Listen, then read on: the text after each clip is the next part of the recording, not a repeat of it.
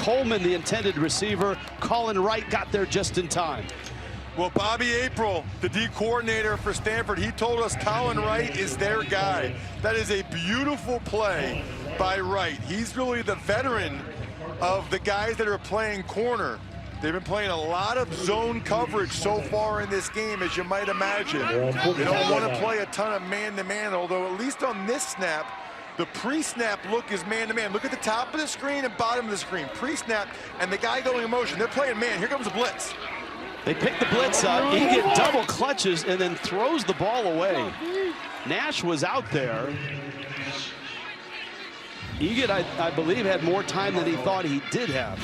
That's a missed opportunity. Stutzman doesn't know what happened there and why Egan didn't let it rip. He kind of got caught in between two throws right there. But it was nice blitz pickup. Man-to-man coverage, he's got to throw it to somebody and give somebody a chance. Stutzman can't believe what he just saw. That 75-yard touchdown throw called back, and now a punt. And it's blocked. Lands at midfield. Zach Rowell looked like he got through and got a piece of the punt, and a big special teams play by Stanford. The Cardinal, an early lead, have made some big plays. Zach Rowell got it. With 19 hotel brands at IHG Hotels and Resorts, you can guest how you guest. Simply arrive or make an entrance at Intercontinental Hotels. Enjoy the local scenery without leaving your hotel indigo. Stick to the agenda. Or experience something unexpected at Kimpton Hotels. Choose from 19 IHG hotel brands and earn points for free nights with IHG One Rewards. And Doug. Whoa, Limu, we're in a parade. Everyone, customize and save hundreds on car insurance with Liberty Mutual. Customize and save! And then I wake up. And you have the stream every night? Yeah, every night. I see. Only pay for what you need. Liberty, liberty, liberty, liberty. Amazon Black Friday week is here. Woo! Woo! With new deals added every day. Woo! Shop great deals all week on Amazon. Woo! For Belfour, it's not just restoration. It's your home. Belfour, restoring more than property.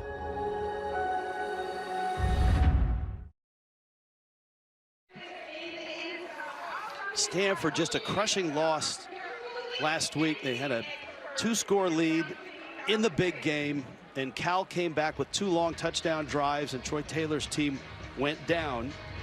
They're trying to bounce back here and beat San Jose State out of the Mountain West. Incredibly young team. So young that last week they didn't start any seniors on offense and only 3 on the defensive side of the ball. We haven't done a game this year, Rich, with this many true freshmen playing for a team. Shotgun Daniels, little short throw, caught there.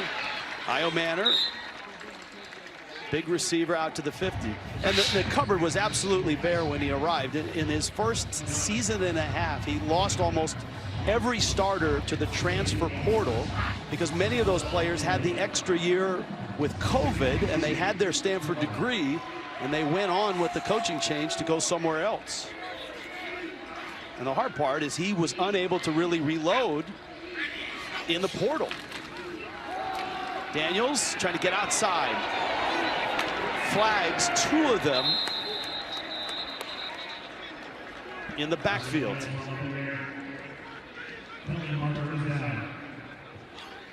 Daniela Latu with the tackle.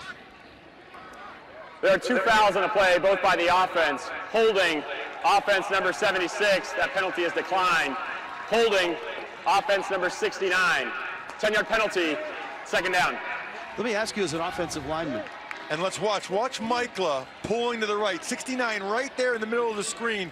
just that tug right there. You can't do it, especially when you're on the end there against Latu, right? That little tug right there. The referee did a nice job of seeing it. You have to be especially careful as an offensive lineman when you're out in open space or on the edge. You can get away, Rich, with some stuff when you're in the interior with all those bodies. You get out on the edge, then you got the side judge looking at you as well, although the referee called that one. Play action on 2nd and 12. Little pump fake out of the backfield is the tight end, Sam Roush. And Roush gets out to the 49-yard line. They like to use Roush. They hide their tight end and their running back coming out of the backfield, and sometimes a receiver like Mosley quite well. Yeah, he was in a wing position to the right. He came back under the formation, and he ends up being a check down player there. And that's fine. You know, the old expression, Rich, is you'll never go broke taking a profit, right? If there's an easy completion, take it, push you in third man. But look where he's lined up now.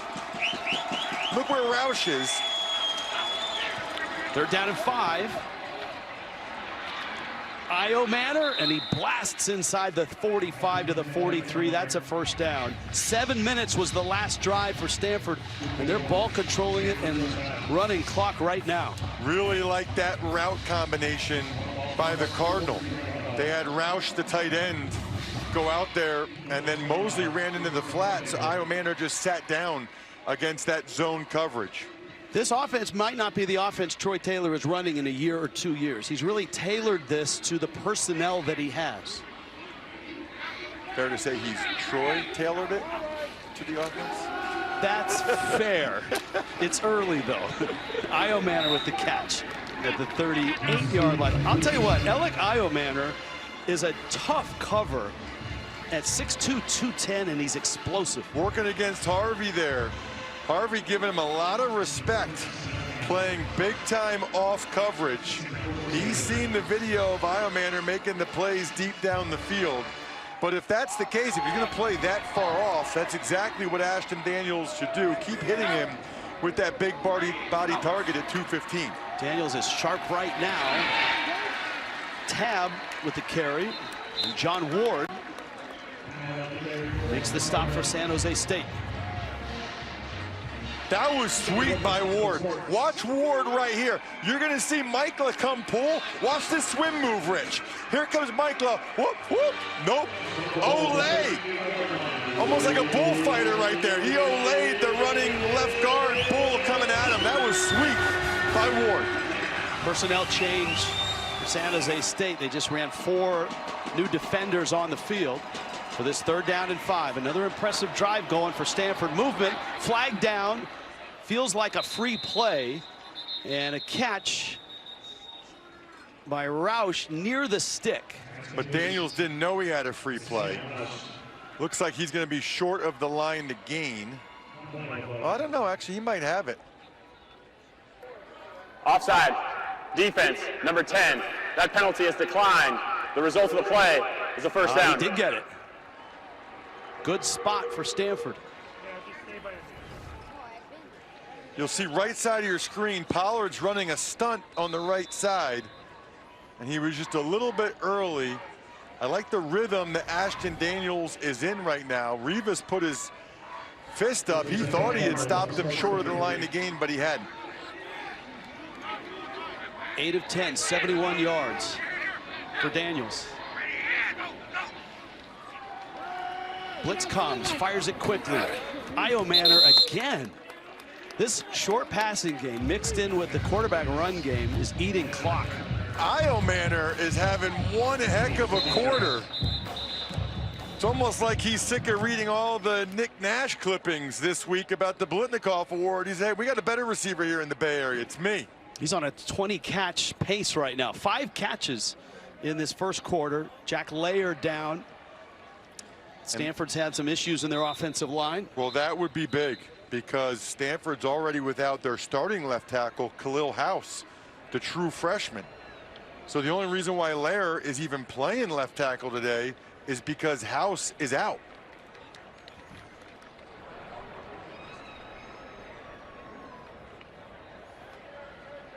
And so the final seconds evaporate from quarter number 1. Bill Walsh Legacy Series is back on Stanford has traveled to San Jose State, and they lead it 3-0. We now return to our interview. I know you guys are looking for the stop here, but on the offense, you guys have had so many big plays. How do you try to convert them into points? Well, penalties have killed us. You know, we just got to be disciplined that way and finish some drives. We got to find a way to get them off the field on third downs. Coach, thank you. Thank you. Ken Niumatalolo coming in here. His cupboard wasn't completely bare, but it was close. See, they lost a lot of players, obviously, with Brent Brennan going down to Arizona.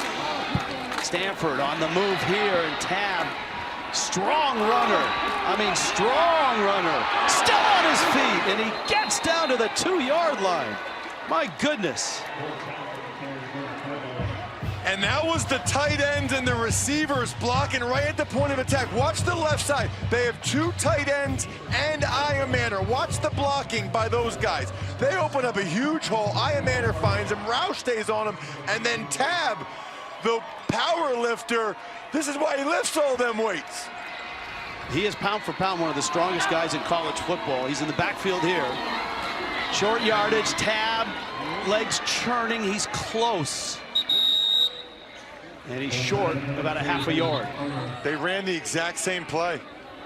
2 tight ends, it's 12 personnel, 2 tight ends to the right with the wide receiver Iamander. Now they're bringing in Lamson, who had 2 rushing touchdowns in the first quarter last week, has a school record 7 rushing touchdowns.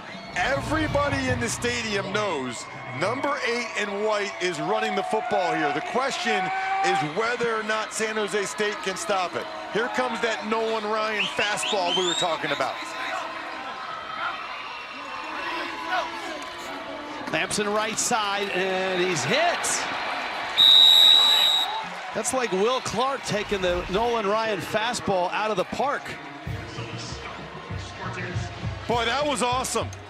Odom is smiling. You don't see that very often. Not only did they stop him from getting in, they lost yardage. Watch Revis 20 come up, firing up in there. The little safety pulls him down. 220-pound quarterback brings up a huge third down. That actually puts them out of a situation where they would definitely go for it on 4th down. Big play here.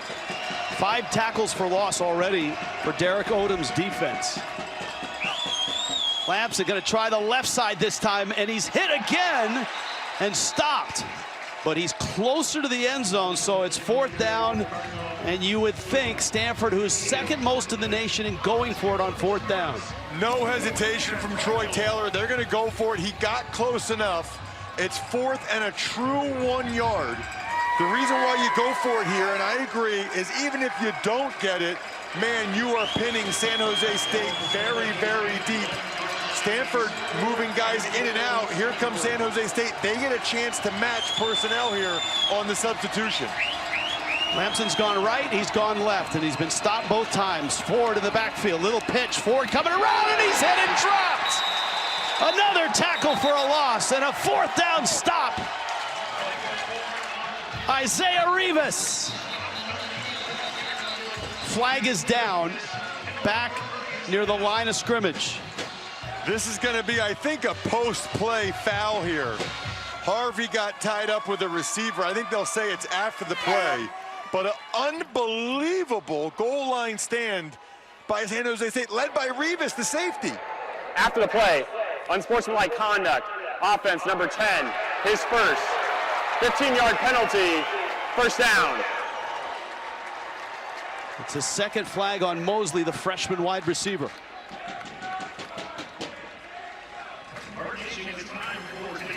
Boy, for Stanford, one of the things they do best, short yardage. 3-0. Stanford, San Jose State gets the ball. Hey, Jake from State Farm. Michael Van Buren Jr., the mobile quarterback, escaping the top sack team in the country to go in for the score. And the Bulldogs are on top of 3-loss Ole Miss. Rich and Ross.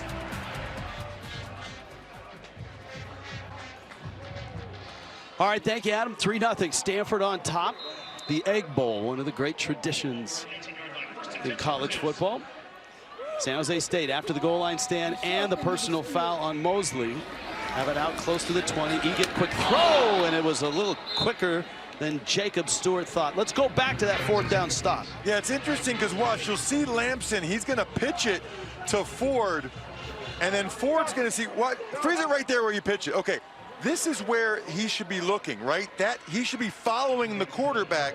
Instead, he goes out there, and Rivas is waiting for him. That's the 2nd time Ford has bounced it when the play was supposed to go up inside. Eget looking, firing, over the middle, caught, that's Hurry, and he's out to the 35. Trayshawn Hurry is the 3rd wheel of this wide receiver room, but he's caught 21 balls this year. Yeah, look, they brought the corner blitz. It's interesting, no hot route or sight adjustment there, right? Usually if a corner blitzes, the receiver will break off their route. They had faith that he could still run the deep in cut. Lamar Radcliffe with the carry.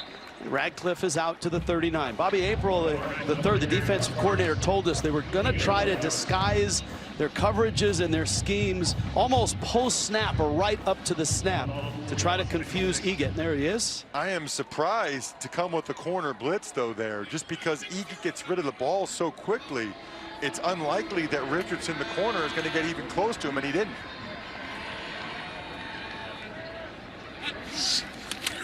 Second down, 6. There's a Nash target and a catch. And across midfield is Nick Nash to the 49-yard line of Stanford. 12 yards. And you see this more and more in the NFL. Bigger-bodied guys playing in the slot, Rich. Because when they run those in-breaking routes, it's so tough, especially because typically nickel corners are smaller, quicker guys, because those receivers have a two-way go. Now you put a big body like Nash in there, very tough to defend. Eget almost got him, and he'll escape the pocket and get to the sideline, and it looks like he has a first down. Doesn't run often. That's a nice pickup. I had in my notes that he runs just enough that you have to be aware of it. He's got that knee brace on the right knee, picked up a nice block downfield from the deep threat Lockhart. All he needed to be able to get that first down. Remember, San Jose State hit on a 75-yard throw for a touchdown to Justin Lockhart, and it was called back for an offensive lineman downfield. That's the extent of their offense. You wonder when they come back to that play, Rich, and try to have the offensive lineman maybe tell them to throttle down a little bit. Good point. Eget fires it. Oh, great throw and catch. That's Nash. 3 men around him, makes the catch, 19 more yards. His body control and hands are elite. Watch him in the slot. He's going to run an out route, zone coverage. That ball is behind him. He just snares it out of the air. Love the throw and confidence from Eget. I mean, you would too if you got a guy that's going to have over 100 catches this season by the end of the game. Only his second full year as a wide receiver. He came as a quarterback, played a lot as a quarterback his first few years. And Craig Stutzman's offense is starting to hum. He got 3 of 4 for 47 yards on this drive. Hit as he throws, caught, touchdown, Nash.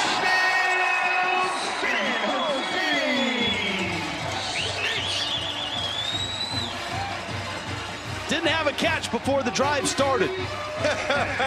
It's the Nick Nash drive. He's the middle of the 3 receivers. It's a deep in-breaking route against 2 deep safeties, and they threw it right in front of the corner. Colin Wright, his dad's got a big smile. He's loving it. Former San Jose State receiver himself. But Nash, once he crosses the face of a corner or a safety like that, his body's just too big if the quarterback delivers a good ball. It's one of the better passing attacks on the West Coast. San Jose State with Nick Nash, the featured receiver, Bolitnikoff finalist, and a lead for the Spartans. The Equalizer is all new. CBS. The mark, and Nash gets open. Unbelievable job on that drive by Nick Nash. And then that throw by Eget, that was big time. I mean, to be able to slide to the left and then smartly see that Nash was still open, super important there. And one of the best things about this combination of Craig Stutzman, the offensive coordinator, and Nash, the slot receiver. Stutzman was a great slot receiver at Hawaii with Timmy Chang, Cole Brennan, Nick Rolovich. Why do you think the offense goes through the slot receiver? You ever notice how whatever position a coach played, that's the position that gets featured more than it normally does? That always happens. Every guy always thinks, well, I could have done more if I just got featured more. And Ken Niumatalolo was a quarterback at Hawaii, but when he was there, Dick Tomey, the former San Jose State coach, was his coach for a year. He was a backup quarterback. They didn't run the option.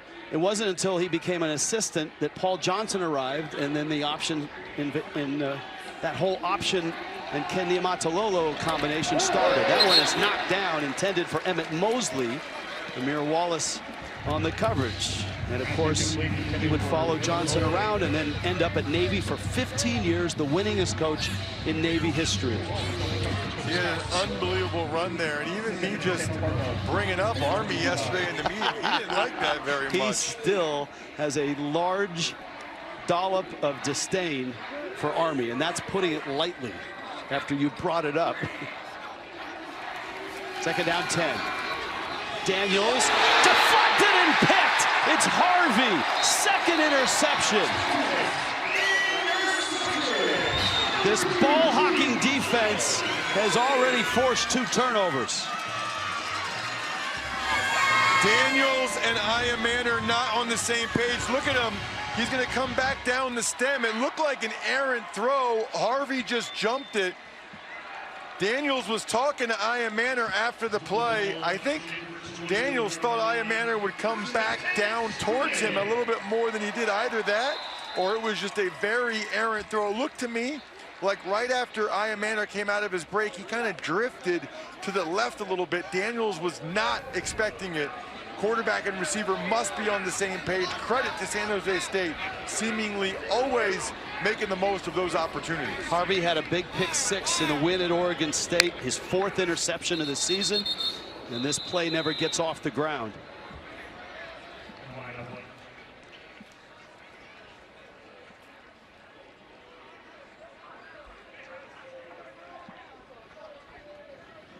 There is Stutzman.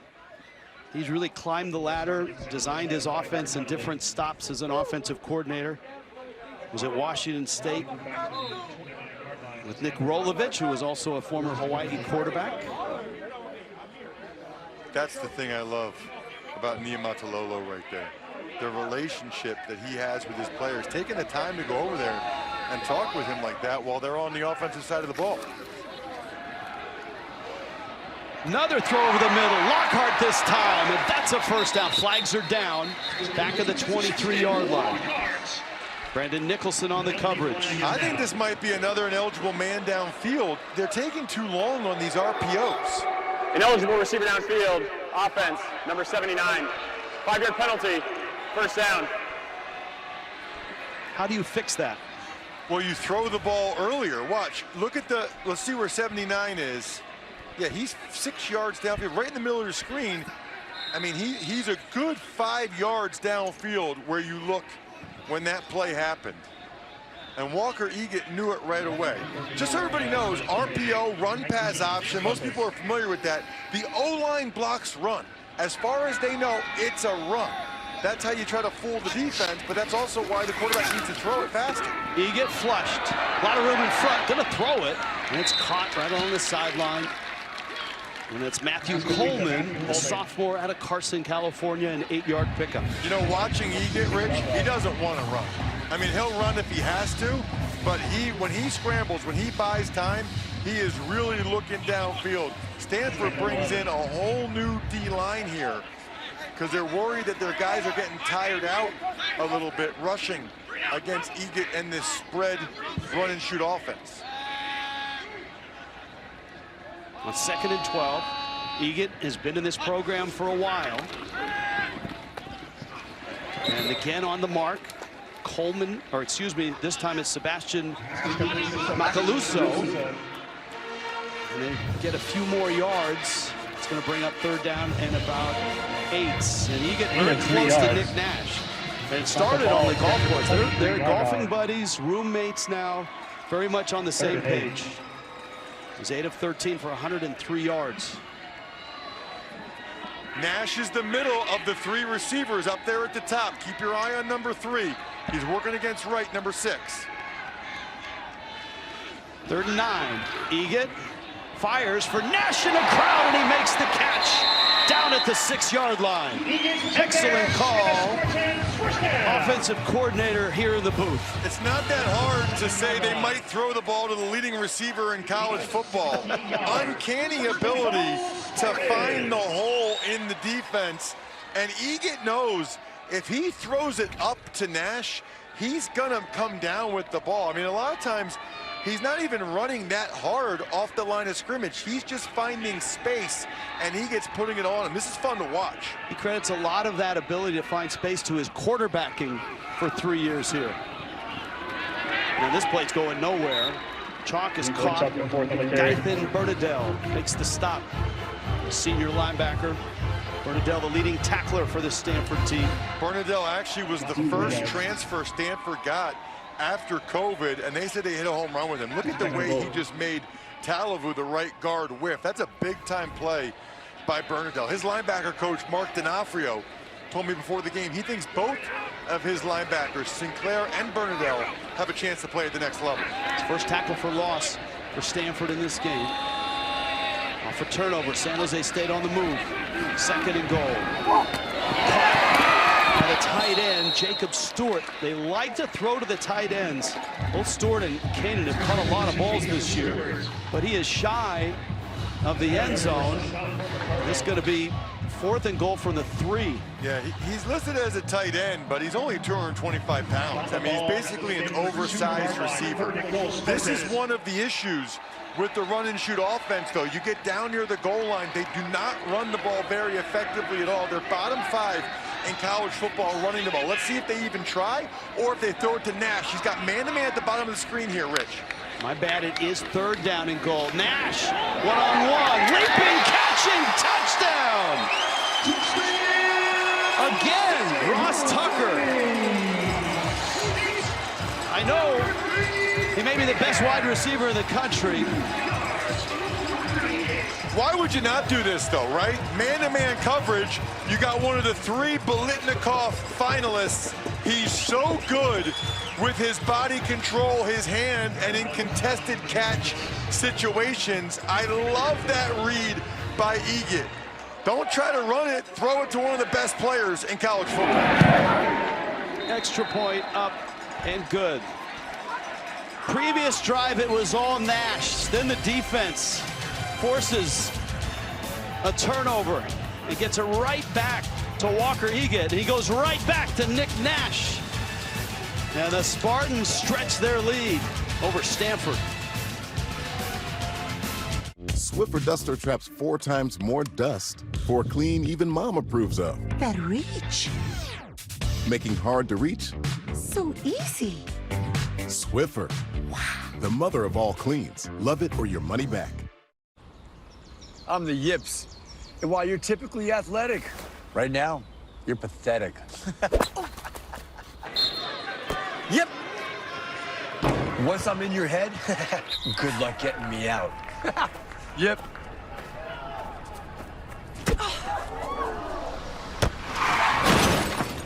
And if you don't have the right auto coverage, the cost of this could hit you out of nowhere. So get Allstate, save money, and be protected from mayhem, like me. On Chewy, save up to 50% and get exclusive deals through Black Friday, like their favorite treats, toys, and food. The best presents at the best prices for the best pets. For low prices, for holidays with pets, there's Chewy. When I was younger, my calling was to play football. But as I grew older, I realized life isn't about how many people you can knock down. It's about how many people you can lift up. At Ram, our calling is to build game-changing trucks. So when you find your calling, nothing can stop you from answering it. Right now, during the Ram Black Friday sales event, get $5,000 total cash allowance on the purchase of most 2025 Ram 1500 trucks. Hurry to your local Ram dealer today. Just light them up, people. We're here to help you. We're We're not going anywhere. Good work today. The FBI's are all new. Tuesday on CBS and streaming on Paramount Plus. To be a Biletnikoff finalist, you have to do some special things. And this whole season has been special for Nick Nash. That is so cool. School record. With more on that, let's go down to Amanda. Well, Rich, I was talking to Nick Nash's dad, Kenny, before the game. You know, just what has this season been like for you? And he admitted it was really hard for Nick to make the transition from quarterback to wide receiver. He didn't want to, but once he did, he fell in love with it. His only goal this season was 1,000 yards. And he goes, I really like that he's been able to do it without the spotlight on him. However, the spotlight is on him now. It's all about getting ready for the next level. And Nick Nash goes, I want people to know I'm faster than they think. I think I can get to a 4.40. Look for that at the combine. That's all good stuff. Bachmeier calls for a fair catch and makes it. He maybe have been out of the national spotlight, but Mountain West defense has certainly had him in the spotlight. And the crazy thing, one of the crazy things about Nick Nash, he's 25 years old. I mean, I was in my 4th year in the NFL on my 2nd contract when I was 25, but that's the way it is for a lot of these college football players now with the COVID year and then the extra year they get. And that's a great point, because you're matched up with Lockhart and Nash. Lockhart's 24. Here's the Biletnikoff finalists. T-Mac from Arizona's had a great year. Travis Hunter had a big day today. The two guys on the right are both first-round picks for sure. I mean, they're locked first-round picks. Nick Nash said he's hearing middle rounds. I would think he should at least go in the middle rounds. Tab with the carry. Back to the age of Nash and his running mate, Justin Lockhart. 25 is Nash, Lockhart's 24. They've been going against true freshmen in the backfield for Stanford defensively, and that's by age and so far on the field a mismatch. You think about that. I mean, the two corners, true freshman corners for Stanford, are 19 and 18. They're going against 24 and 25-year-olds. That's a big spread. Justin Daniels was sharp early. He's thrown 2 picks, though. Short throw, Tab. Man, Tab has taken 2 hits from Jordan Pollard. And he bounces right back up. I love Jordan Pollard.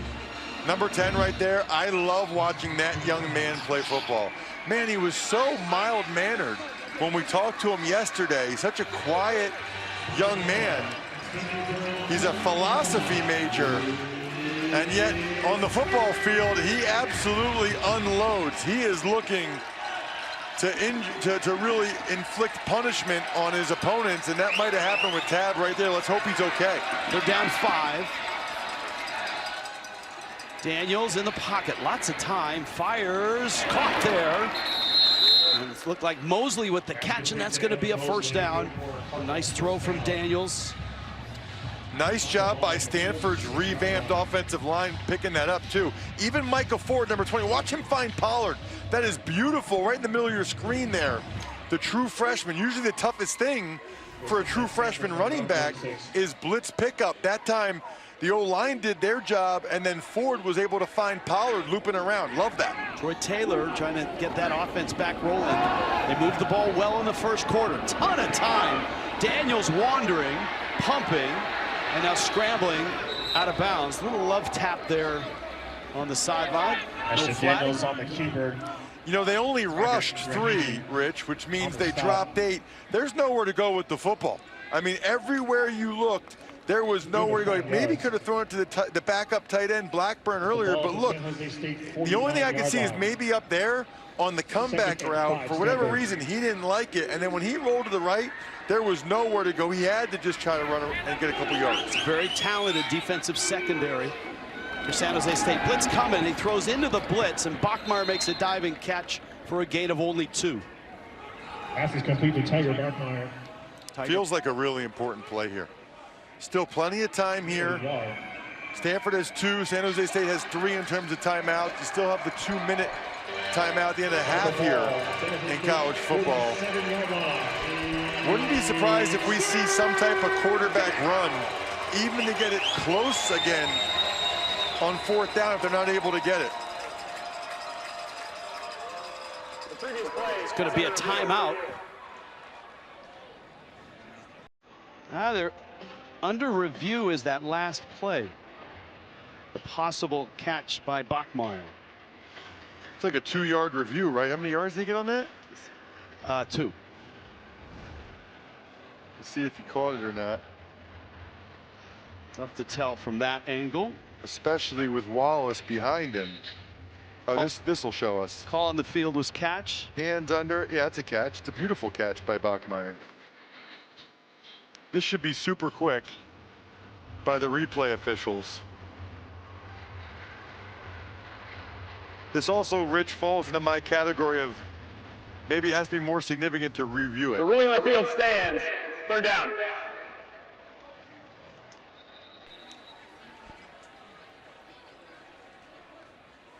Gene Steratore back in New York agrees with you.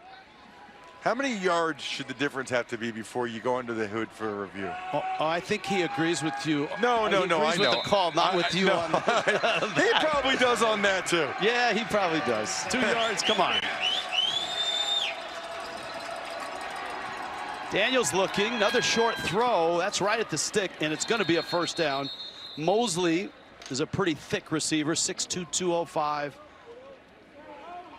Stanford will take it to the 2-minute timeout, which makes sense. Will step aside as well. San Jose State at home on top of Stanford, 14-3. Submit your Lay's flavor idea, and you could win $1 million. Fits that description. It's Ulysses Bentley IV. He has quite the maximum top speed, going 89 yards through the Miss State defense for a touchdown in the Egg Bowl. Rebels need to beat their rival and hope for a lot of carnage for any CFP noise, guys. All right, thank you, Adam. It's Egg Bowl always fun here. You've got kind of a backyard rivalry, San Jose State on top.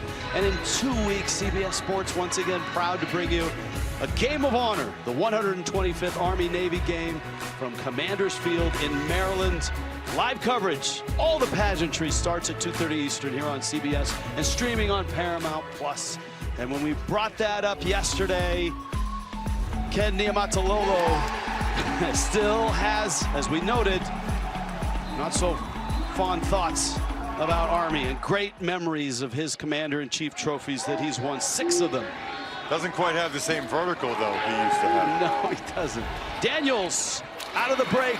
Iomanner, the catch, and he's got a first down. And this is what the offense looked like in the first quarter when they were moving it. 11 yards on that game. This game is like Nick Nash versus Alec Iomanner. I mean, this is as close to one-on-one basketball as you get in college football. This is so fun. Keep throwing it to him. Almost picked. It was deflected, and that time he was throwing it to Mosley. Rocket Rahimi almost got another one. He's got 5 this year. He jumped the route. Bam. He read that route and almost had a better chance at the ball than Mosley did. Pollard made the dive, but couldn't get the ball before it hit the turf. The one thing that's notable is Ashton Daniels has as much time as he wants to throw the football. These Stanford receivers should be able to get open with the pass protection. He's getting a lot of 3-man rushes. Time here, throws on the run and overthrows Mosley, who was wide open at the 10. Well, just as I talked about the 3-man rushes, San Jose State brought some heat. Daniels had a lot of room in front of him if he had elected to run, but then he saw at the last second Mosley was wide open, trying to put it on him. And I think he just had too much momentum going forward. Big third down, especially because this is a pretty long field goal at this point. Stanford, 4 of their last 5 third downs they've converted after a slow start. Daniels, time again, sideline. Iomanner, it's low, and he got it. Right at the stick for a first down. No need to take a timeout yet if you're Stanford. The clock stops. Nice job getting his hand. That was really nice coverage by Harvey. Now they should get up on the ball, though, and call a play here. Daniels is looking over, not sure what they want to do. They still have enough time, though, here with 2 timeouts. Empty backfield. Blitz comes. Daniels flushed. He's going to run. Flags are down. Oh, man. And Daniels took a mean hit from Amir Wallace, a legal hit on the sideline. That's not the type of hit that you want your quarterback taking. Just unnecessary.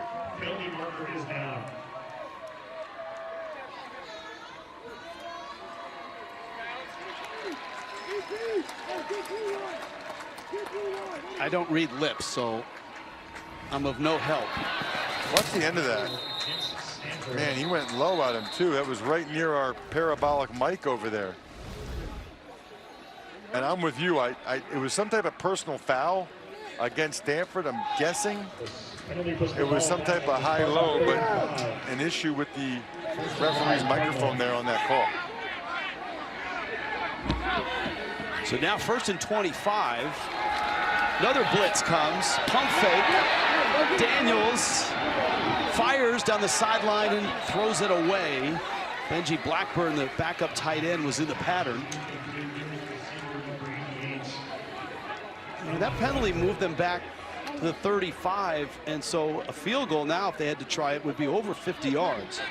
Io Manor dominating this stat. You would think for Stanford here now, you want to do two things. One is split the difference here if you can.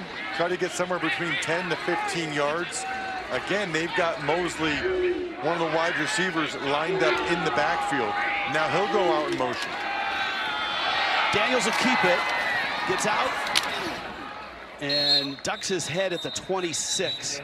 San Jose State's going to call a timeout. That's a smart timeout by Niumatalolo, because San Jose State, or Stanford, I should have said, would have just kept milking the clock there. Final moments, first half, 14-3, San Jose State. Look at T's big day, well over 100, over 200 yards, and a nice win at home against Oregon State. All right, here we go. 2 timeouts left, and this is 3rd down and 16. Long way to go here if you're Stanford. At a minimum, you want to reserve the right to kick a field goal. Their kicker's done a nice job this year. You cannot take a sack if you're Daniels. San Jose State brings 3. Plenty of time. Rolling, waiting, little flip.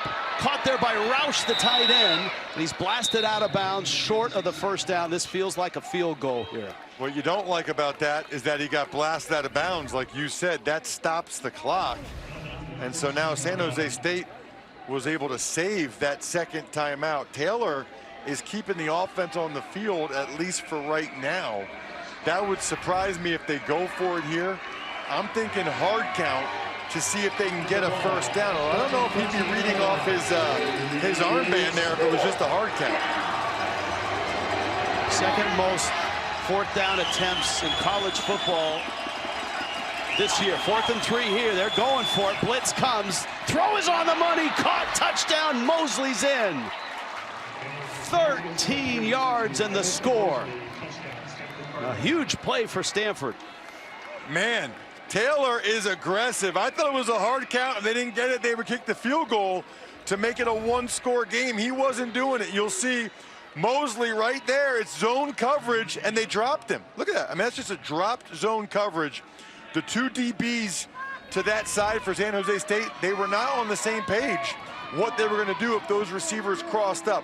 One thought they were zoning it out. The other one thought they were sticking with their guy. So Stanford is in the end zone for the first time, and they cut the lead to 4. Hey, Nick Nash, though, he's got 42 seconds left in the half. Don't go anywhere. There's some big loot in town right down 4. But there's also 42 seconds left. San Jose State has 2 timeouts, and we've seen what their quick strike offense can do with Nick Nash and Justin Lockhart. Stanford's got to try to keep them off the scoreboard here with these last 42 seconds. That's plenty of time with the way San Jose State can move the ball. DJ Harvey is deep. Jabari Bates back there as well. Emmett Kenny to kick it off.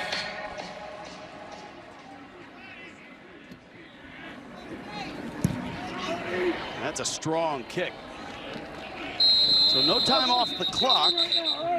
And now Walker Eget, Nick Nash, Justin Lockhart, and this explosive offense get a crack at it with 2 timeouts, 42 seconds left, and There's the importance of that timeout that Ken Niumatalolo used. It didn't seem huge at the time, but he preserved time for his offense. And when the tight end for Stanford went out of bounds, that saved another timeout. That's a lot of time here, especially with the clock stopping on first downs here in college football under 2 minutes. He was blasted out of bounds. From the 25, Eget. Time on the money. Lockhart, first down. Whoa, Stanford thinks it's their ball. And the officials did not signal that. The ruling is a catch. That's important, the ruling on the field. I'd be surprised if there'd be enough to overturn it here. The clock is a factor now. We'll see whether or not they buzz it down and take a longer look at it. No, not yet. It starts ready for play, and ready for play has come and gone, so the clock is moving. First and 10. Eget again. He's flushed. Throws to the sideline. Caught, and stepping out of bounds there is Sebastian Macaluso. One thing to note, San Jose State has not attempted a field goal in their last 3 games. Sorry, this was that play. I think that's the right call. Yeah. I mean, Lockhart still had 2 hands on it. And a dual possession goes to the offense. Nice job by the officials. Spartans don't have a lot of confidence right now in their field goal game. Eget, little dump off there. That's Macaluso, races for the sideline. 17 seconds left, and they've reached just shy of midfield. He got out of bounds, too. So it's not just getting the first down. He got out of bounds. So they have time here. The middle of the field is still wide open with those 2 timeouts. You see Halverson, no field goal attempts last 3 games. Stanford sitting in that 3-deep matchup zone here. Go back, go back. He gets in trouble, gets rid of it, but he was down before the throw. They got to call timeout. And they did. Niumatalolo got it with 12 seconds left.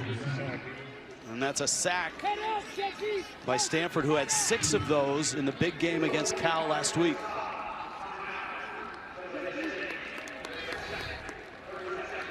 Nice rush there by Cooper, and Eget didn't feel it till it was too late. Interestingly, they're going to call Eget down there. I don't know that he was. Cooper kind of brought him down on top of his body. Watch. I don't know if he was down here. Tell me when he goes down. Maybe the shin right there. It's close. Doesn't really matter because it would have been intentional grounding anyway. So you'd rather actually take the sack than the grounding, and it's the same with the timeout by Niumatalolo. They like to take shots. In fact, they chart the number of throws of over 20 yards in the air, and they want to hit 4 of those. That's the goal for Craig Stutzman and the offense. Still have that 1 timeout, so they're looking to try to get a big chunk play here. They can still use the middle of the field and then use that timeout. Nash and Lockhart, their most dangerous weapons. There's the throw. It's on the money, and it's Hurry with the catch. And now they're in field goal range. They're hustling to the line. I would take it down to 3 seconds, then call timeout. They better get the spike down, and they do, and there's 1 second left. Wow, that's cutting it close. That was closer than it should have been. You don't need to spike it there when you still have a timeout. I'm not sure why they saved the timeout. Although I guess theoretically, if they don't like something here when they line up to snap the field goal, they can still save that timeout. I guess that's the logic. Ball was snap and spike. Play. Timeout. San Jose State. Their 3rd and final. 30 seconds. So they do take the timeout as well. And Halverson comes on for the field goal attempt. Hurry's made some nice plays today, too. You know, it kind of gets overshadowed by the other 2 guys. But that's exactly what the Spartans were trying to get. You get to the 28-yard line, right in the middle of the field. Halverson can't ask for much more than that. Career long is 41. This is 45. As I noted, this is his first attempt in the last 4 games of a field goal. Stanford's going to call a timeout. There's second. 30 seconds. It's funny, I do a bunch of NFL games with longtime kicker Jay Feely. 14 years in the NFL, and I said, does icing the kicker work? He said, the more experienced and confident the kicker is, they like that because you give them more time and all that stuff. He said the younger, less confident, more inexperienced kickers, he does think there's some value in icing them and having them have to think about it a little bit more. And some kickers will take a practice swing on that when the snap comes back off the whistle. They try to call the timeout. The coach tries to call the timeout before the kicker gets that practice kick. To stretch the lead to 7. Hey, hit it. And he made it. So Halverson, a little rust maybe, knocks it through. You can't ice Halverson. No, he's been idle for the last 4 weeks. He's been on ice for 4 games, waiting for that opportunity. Yeah, Niumatalolo loves it. This was a fun first half. San Jose State on top of Stanford. Spartans get the ball to start the second half. Let's go to New York. Adam Zucker in the studio. The Geico halftime report. All right, Rich, fun first half here on Thanksgiving Friday, and coming up on the Geico halftime report. Second half about to start. 17-10. San Jose State on top. Rich Waltz, my little buddy here. Ross Tucker, Amanda Guerra down below. Impressive aerial show by both quarterbacks here. Yeah, it's fun, man. That's kind of what we were expecting, right? And especially when you have 2-star receivers like we do. All right, let's get in some game trends presented by the all-electric Cadillac Lyric. Nick Nash, not surprisingly, setting records. The Biletnikoff finalist, 2 more touchdowns. I thought Ashton Daniels, other than the interceptions, had a really nice half himself. All right, there are some really impactful plays in this one. Well, it started, that interception right there by Harvey was huge. That was the second interception, and it led to the second Nash touchdown. But credit Daniels and that Stanford offense for finding a way to get back in the end zone there again at the end of the first half. San Jose State trying to win the middle. Usually it's the middle 8, but they had like the middle and some change. Let's check in with Amanda Guerra. Well, excuse me, Rich, the message from both of these coaches to their players at halftime was you got to finish. Let's start with Coach Taylor. He said, look, you were down by just 1 score right now. The biggest thing that they want to improve on is blocking. As for Coach Kent, he reminded his team, you've been in this position twice before, and you don't want the same outcome. They were ahead against UNLV. They lost that game. They were tied with Boise State. They lost that one. They don't want to feel that again. Amanda, that's a great point, because those were 2 top 25 teams. Obviously, Boise State with a big win, and UNLV is in the top 25 of the college football playoff rankings, and that's the last 2 losses for San Jose State. 9-yard carry there. It's almost a stunner when San Jose State hands it off. You can see why they have a little bit of success, at least there on first down, getting 9 yards with the handoff to Radcliffe. Nobody is expecting it. And only 4 of those 6 carries are from running backs. Eget scrambled a couple times. Eget, deep shot, Lockhart's, and a flag goes down. 2 down. Scotty Edwards, the safety, trying to stay with Lockhart. Here's a look. Well, this is better than letting him get Pass behind interference. you. Defense, number Scotty 21. Edwards kind of got 15-yard lost, penalty. right? He was just Automatic looking first down. At Lockhart, the receiver, didn't know where the ball was because the ball was a deep post thrown inside. That's a nice job there, by the way, by Lockhart of drawing the penalty.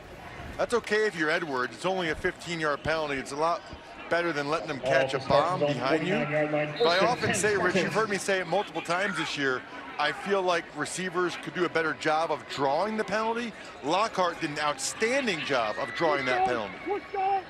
And it puts the football almost at midfield. Blitz comes. Eget's throw was infected by the rush, and he overshot Nick Nash. 2nd and 10.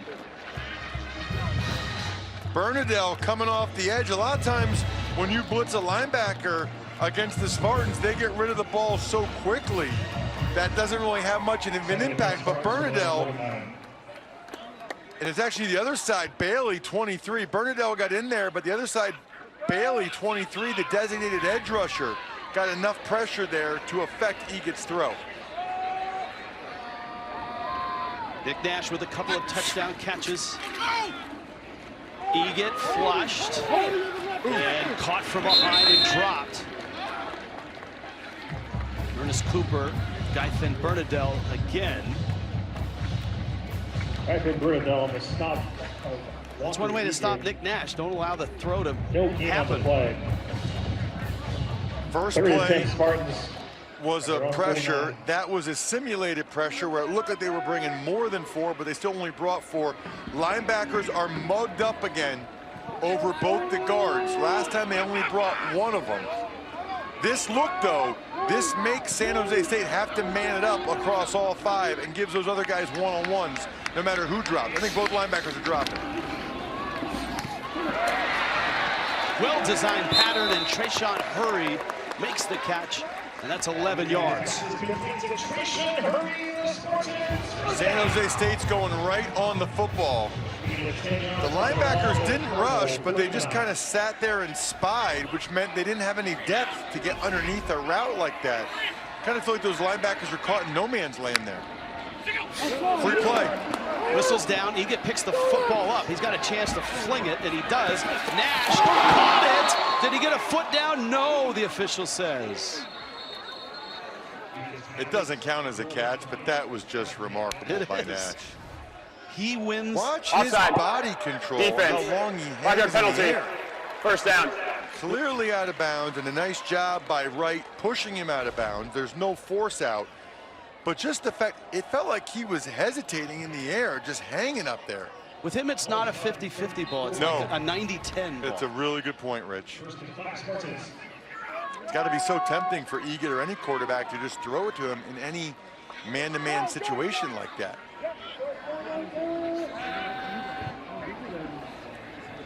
So 1st and 5. Stanford's 34. First possession, second half. Eget on play action. Hit as he throws, and it's a wobbler. And just out of the reach of Colin Wright, there's a flag down in the backfield. Personal foul. Roughing the passer. Defense, number 8. 15-yard penalty. Automatic first down. Tristan Sinclair does not agree with this at all. Let's have a look. Yeah, watch him on the delayed blitz. He's going to come right off of Rao's pinching, and he hit him. Boy, I don't see it there. Let's take another look at it. They're going to get him for driving his body weight into him. It's not the hit, it's the finish there by Sinclair. I don't love it, but that's the way they call it. If they feel like you drive the quarterback into the ground with your body weight like that, they're looking to protect these signal callers. Gene Steratore agrees with what you just said, for sure. Oh, leaping catch! Lockhart, touchdown! And Eget on the money again.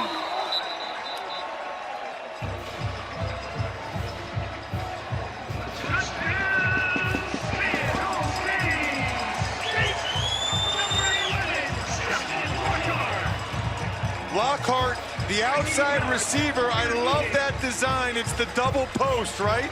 So you run the double post because the inside receiver, he takes away the safety. And remember what Amanda Guerra said at the start of the show. They were worried about Lockhart. If he's healthy, she said. Let's make sure he caught that. Because the Stanford defenders behind them, they were waving it off.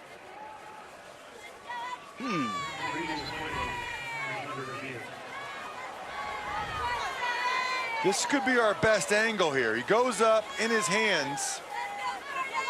Let's keep an eye on it. Ooh, that's moving. He got it. Wow. What a job keeping his hands underneath it, I think. Yeah. That is a terrific job because it definitely was moving and he definitely hurt his shoulder. All right, let's welcome in Gene Steratore, officially for the first time. Gene, what'd you see?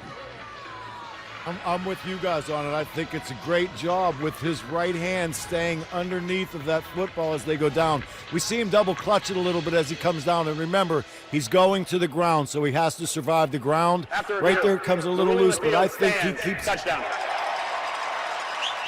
I think it was a heck of a call, guys. The ruling on the field stands, and I quite frankly think that football may have knocked the wind out even a little bit as well.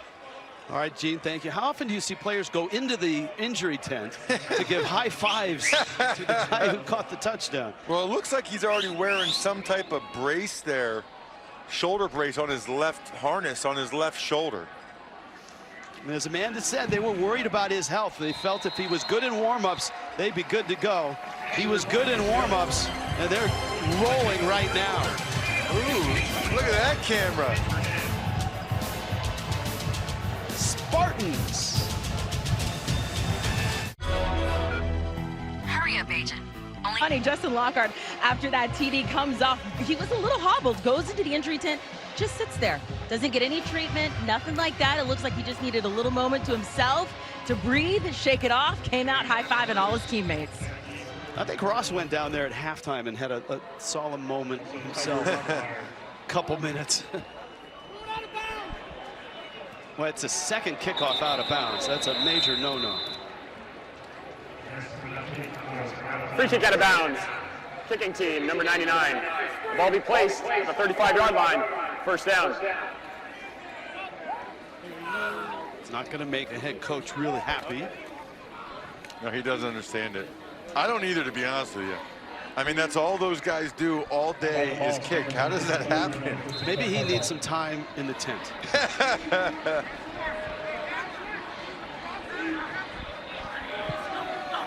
Stanford now, first touch.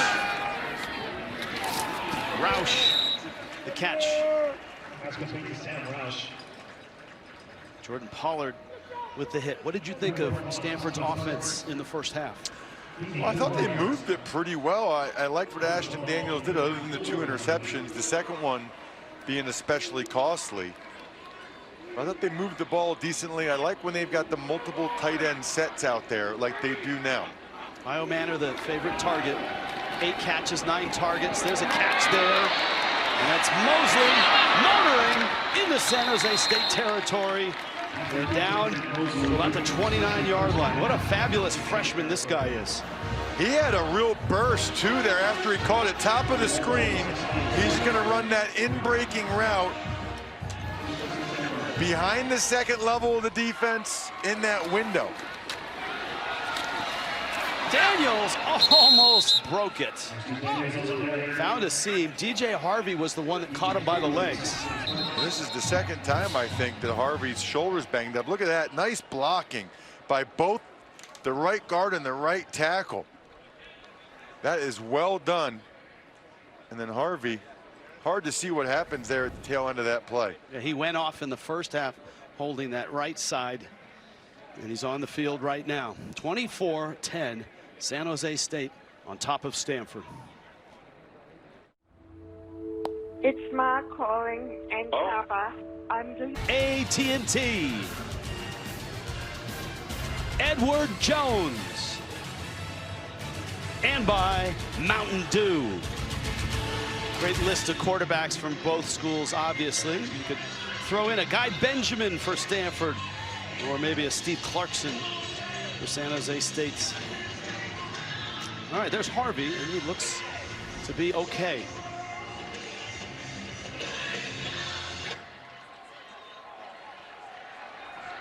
Stanford on the move. San Jose State has stretched the lead, 24-10. First possession for Stanford, second half. Daniels back, little short throw, and it's broken up. This is such a ball-hawking defense. Jordan Cobb's got in the passing lane there. It's a really well-coached defense, Rich. That's what jumps out. Derek Odom, who's up for the Broyles Award, which goes to the top assistant coaches in the country, he's all over this tight end screen. I mean, he saw it coming, was able to beat the blocker and get a hand on it. Even when they haven't gotten the 2 interceptions, they've been close to several others.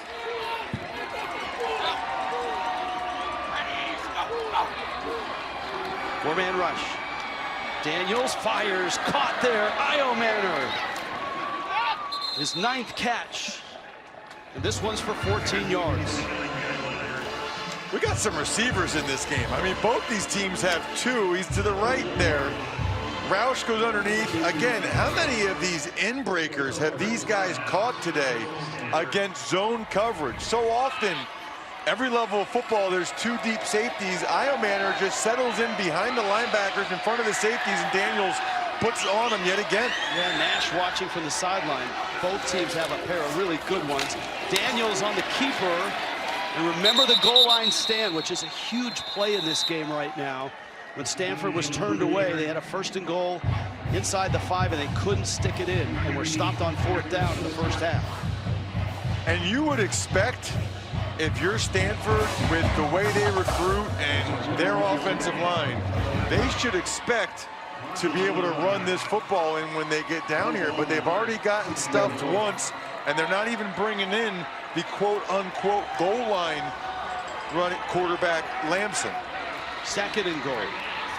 Ford in the backfield.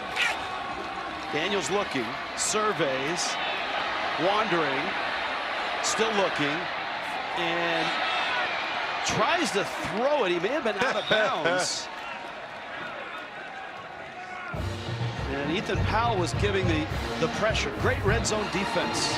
Earlier in the game, looked like Stanford was going in. They just barely don't get in. Then Lamson gets smashed, and then Micah Ford, Isaiah Rivas is there.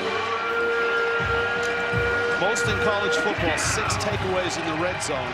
Would not be surprised, Rich, if this is 4-down territory, with Stanford being down 2 touchdowns and struggling a little bit to stop this San Jose State offense. Taylor might know he's got 2 plays here.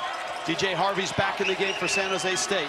Daniels, pocket collapses, running for it, spinning, lunging, and he got close enough now that you know it's 4-down territory. You would think so. It's about a yard to go. Again, only a 3-man rush. Daniels tried to run for it, went with a little bit of a head fake, but there were multiple second-level defenders there for San Jose State. Brings up 4th and goal. Lamson's in, which is interesting to me, because this is a solid yard. I don't like when he's under center. They did that earlier. It's play action. He's going to run it for the pylon, and he gets in. Touchdown, Stanford.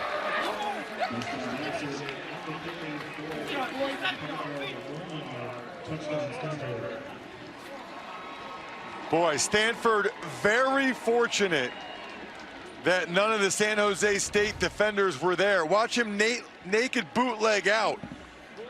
If any San Jose State defender was there, Lamson would have been in trouble. They did a nice job. Roush, 86, the tight end, was able to seal the edge, and then Lamson did the rest. Gutsy play call by Troy Taylor, but it works.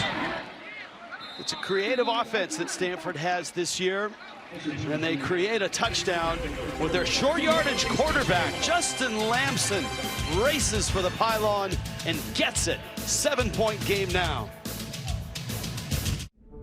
Get a great deal on the vehicles that winter is no match for during the Jeep Black Friday sales event. Shred snow in the most capable Wrangler ever. Spread thrills with our most affordable SUV. Or winter your way in the most awarded SUV ever. Hurry in now for an additional $500 bonus cash at the Jeep Black Friday sales event. Right now, during the Jeep Black Friday sales event, get $3,500 total bonus cash allowance on most 2024 Jeep Wrangler gas-powered models. Hurry in today. At Jersey Mike's, they freshly grill your hot subs right in front of you. You can't get that smell anywhere else unless you have one of these. Don't mind me. Take the sizzle to go. Grilled right in front of you. It's a Jersey Mike's thing. What's on your mind, Dion? A sensitive skin. And how Old Spice Total Body isn't on it. Gabby, is there anything you want to share? Not this Old Spice deodorant. It's 24/7 freshness. It can go everywhere. Everywhere. Amazon Black Friday week is here. Woo! Woo! With deals up to 40% off. Woo! Shop great deals all week on Amazon. Every time you order a hot sub from Jersey Mike's, it's grilled fresh. I call it dinner and a show. Look at that sizzle. Grilled right in front of you. It's a Jersey Mike's thing.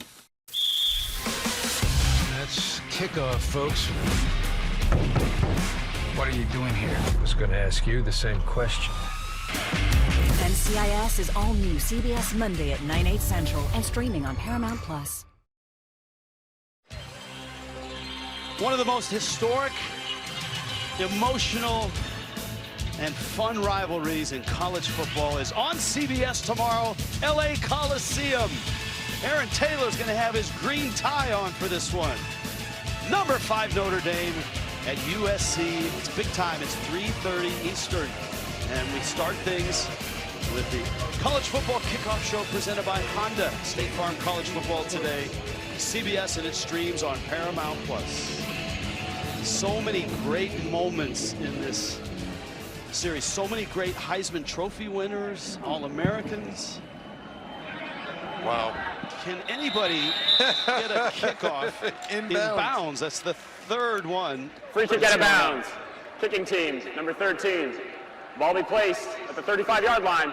First down. All right, let's do some Game Changer. Brought to you by Modelo. Well, it's usually Nick Nash when you're talking about San Jose State. He is a game changer and has been all season. Walker Egan knows who to get the ball to in those contested catch situations, and it certainly helps when you've got other weapons like Hurry and Lockhart that have been productive today as well.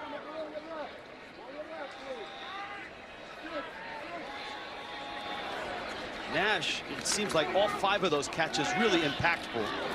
That's a lunging catch, a nice one by Matthew Coleman, who's a young wide receiver that doesn't get a lot of attention, but he's a talented guy as well. Look at those last 4 drives at the bottom of the screen from San Jose State. I mean, they are on fire right now. It actually feels like it's been a little while since it's been Nick Nash time. Wouldn't be surprised if they come back to number 3, the middle of the 3 receivers to the right.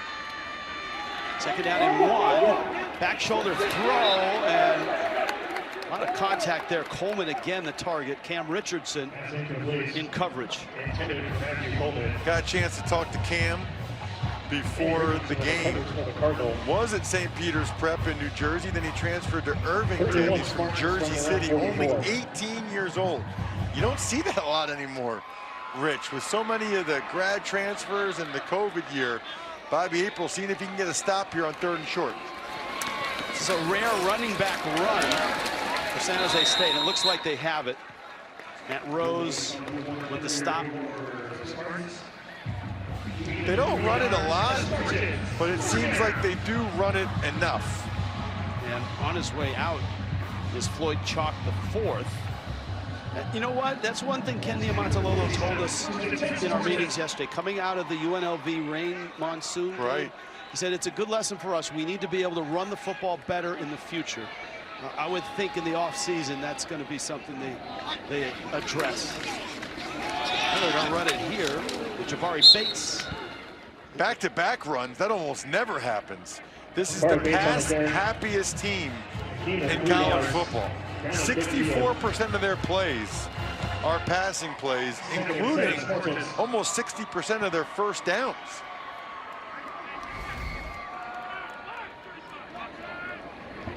San Jose State moving with a 7-point lead.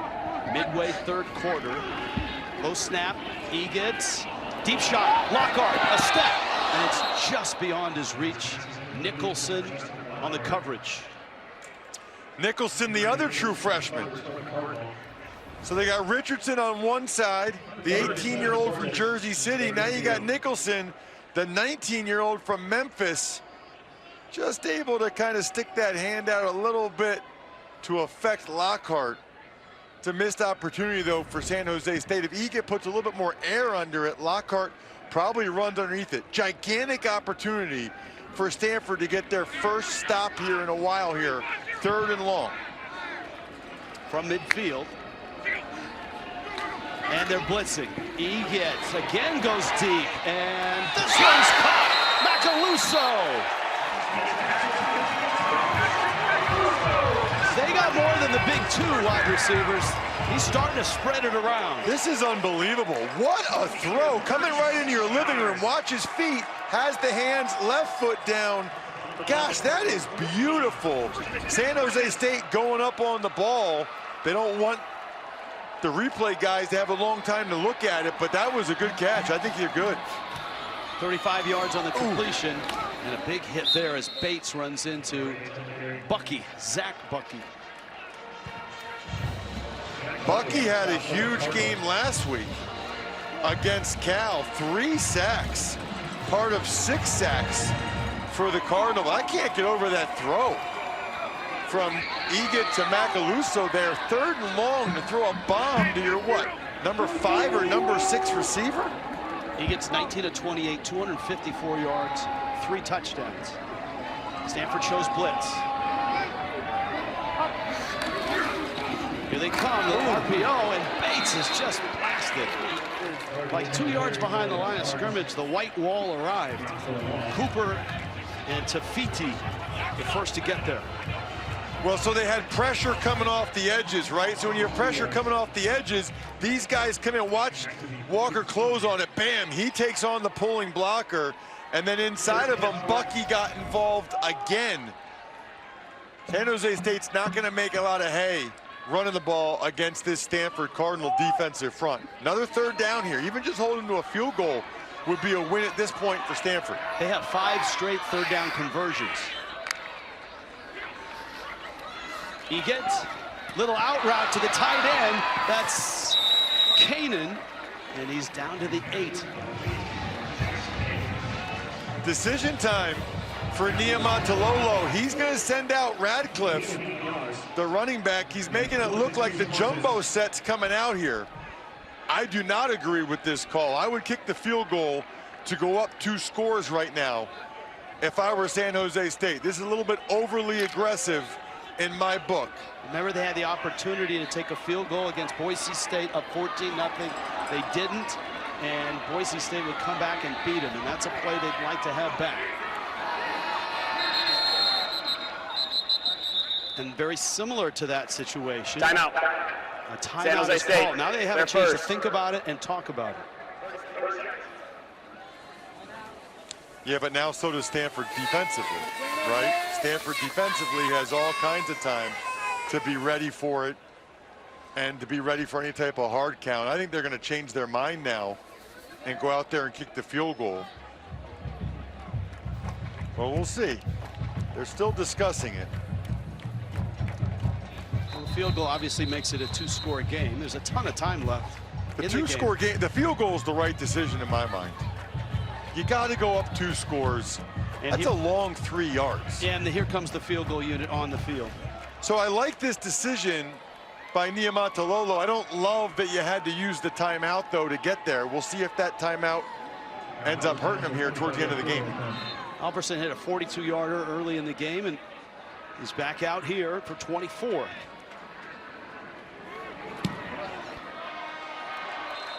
And he knocks it through. 2 for 2 on the day. 2-score game. Coach Ken. A little body English.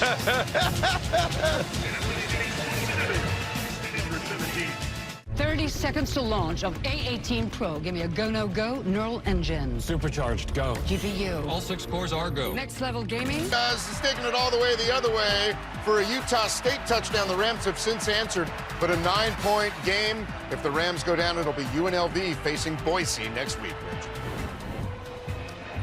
All right, thank you, Adam. And of course, that game's going to be whoever it is up in Boise. Very impressive win by Boise State to wipe out Oregon State. Ashton Genty well over 200 yards. Just an impressive finish to their regular season.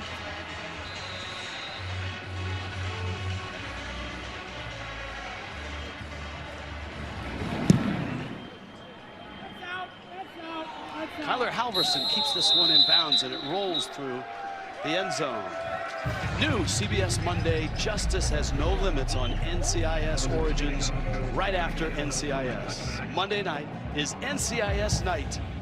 All new episodes on CBS, and it streams on Paramount Plus. This has been a fun afternoon here in San Jose. Two very creative offenses. Stanford, very, very young. San Jose State with a new coach, Ken Niumatalolo, and a high-flying offense themselves.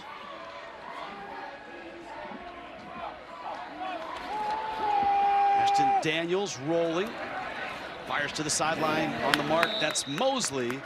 You know, we've been talking all about the big two, Nash and Lockhart for San Jose State. Next year, Mosley and Iomanner may be talked about in the same breath with their youth and their explosiveness. It's a really good point, especially with Daniels throwing on the ball.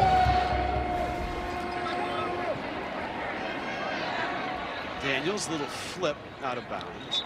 As we talked about earlier, there's real hope for Troy Taylor. The administration at Stanford has talked about relaxing some of the restrictions on mid-season or mid-year transfers out of the portal and making it easier for grad transfers. And those grad transfers are like a great currency in college football because most of those guys are plug-and-play, really good players. Well, and you think about it, I mean, right now, without that, I still think Stanford will have a good team next year regardless of how many of those guys they get. Iomanner catch, but he pays for it. DJ Harvey's thrown his body all over the stadium. Brings up third down here. Stanford, you know, still a lot of time in this game, but they need to be converting on third downs like this. Down 2 scores. Think players, not plays, in critical situations. San Jose State has had trouble with Iomanner. He's at the top of the screen. He's got 10 catches already. Blitz comes late, flushes Daniels, race for the sticks, has it, flag is down, and Daniels is out of bounds, but this flag came around a Stanford blocker downfield. It was Iomanner, and he was out in space. Holding. Defense, number 6. 10-yard penalty added to the end of the run. First down. So I'm a little bit surprised by that because of when he threw it. He threw it so late. Watch the tail end of this play. I mean, that might be holding right there, but they didn't throw it then. Now he's running it, now he's blocking, then they throw it. And look, even Daniels, you can see the tail end. Daniels thought that maybe they had gotten Iomanner for a hold. It's a big flag and a big play for Stanford. Daniels searching. He's had time all day. It's deflected and incomplete. Isaiah Rivas had that one bounce off of him. San Jose State has 2 interceptions on the day. Boy, that was a very errant throw. And what's crazy is that if Wallace doesn't get a piece of it, the corner 6, Rivas picks that off easily. You know, Wallace, number 6, came in the corner and got just enough of it that it altered the flight path for Rivas, who was going to get another interception for the Spartans. Saw Daniels' numbers. 22 of 33, 223 through the air. And Mosley with another catch. Emmett Mosley, one of those true freshmen. And you make a good point, I think, Rich. Mosley and Iomanner, those 2 guys right there next year, they have a chance to really be special. Another year in the system, another year with the same quarterback. You'd think those guys will work together spring ball all offseason. But they're not worried about spring ball in the offseason right now. They're worried about a big third down because this is a long field goal if they don't get it. Daniels' legs have been a factor. They're going to start with Mosley in the backfield. Now he motions out. They got their 2-star receivers to the right. That's where he should be looking. Blitz comes. Daniels creates time. Wide open. Iomanner caught. Touchdown. Flag is down. Back at the 37. What a play by Daniels to keep it alive. Holding. Offense. Number 86. 10-yard penalty. Third down. Just a killer for Stanford. It's going to go on Roush, the tight end. Let's watch him in pass pro. He's in a wing-back formation. They got him blocking one-on-one against the DN. That's hard to do. I don't know. Oh my goodness! I don't know. There was a slight tug of the jersey for a split second, but that was not restricting movement. Oh, what are we doing calling that? A longer third down now. We'll see if they bring heat again. Here they come. Oh, down he goes. Jalen Applet-Williams. And Daniels never saw him. It's 9 tackles for loss. Watch the right side here. He's going to come free. They don't have an extra guy. Micah Ford, the freshman, blocked the guy to his side. They brought one more than Stanford had to protect right there. So Daniels has to feel that or know that and throw that ball hot. Stanford had 6 guys protecting. They brought 7. Adam Flintloff with the punt. Fair catch called for and made. All right, let's bring in Gene Steratore. My offensive lineman analyst is quite upset at that flag, and I didn't think it was a good one. Gene, what did you see? All right, Gene, watch Roush right here, the tight end to the left. Yeah, sure, Russ. I'm seeing him. And look, guys, we see that there's a hand on the shirt, and we see that small tug there. And I would say to you, yes, there's restrictions that happen a lot in games and plays. We all know that.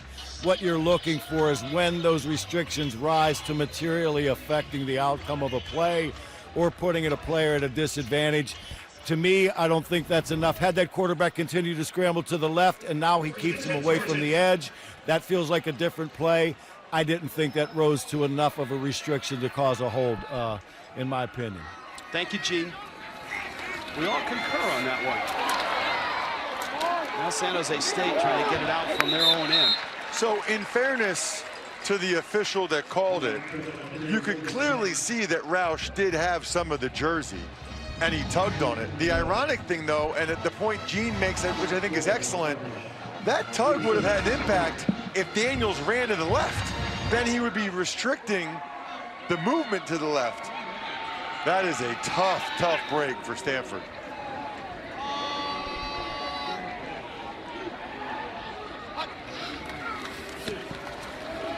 Little RPO there, and Radcliffe straight ahead. Looks like he's got the first down.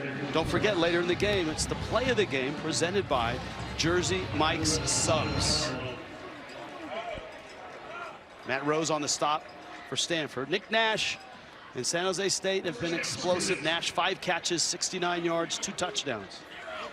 If San Jose State runs it here, or if they just complete it in the field of play, this would be the last play they'd have to run here in the quarter. Another run. And again, Stanford has really stuffed it. Franklin with the stop. You know, it's a little thing, but I love that. You're up by 2 scores. Run the ball so you can end the quarter, right? That's the last play of the quarter. Very smart by Niumatalolo. They only got 2 yards. Not a good play, but that's a bunch of time that they just took off the clock to shorten this game with a 2-score lead. Greg Stutzman, their offensive coordinator, has called a terrific game so far. This would be a huge win for San Jose State in Niumatalolo's first year to get to 7-5 and head to a bowl game. All of that going on in the 4th. Walker Egan has been on target. San Jose State is up. To the 4th we go. I'm the Modelo Recruiter, and I'm looking for fans. Talking to the referees about it, it's been a frustrating season for him, and I asked him, what has your locker room been like? And he goes, here's the good thing about having freshmen and kids that are 18 and 19, they're resilient. And I got to tell you, that last break, it wasn't the players who were very upset. They're ready to get back on the field. It was Coach Taylor. Yeah, it's an excellent report after all the penalties. This is their season high in penalty yards this year, 100 yards in penalties against Stanford today. They're at 65 against SMU. That was the high. That one was a little bit behind, and a good job by Colin Wright to knock it down. It's only the 2nd target of Nash in this 2nd half.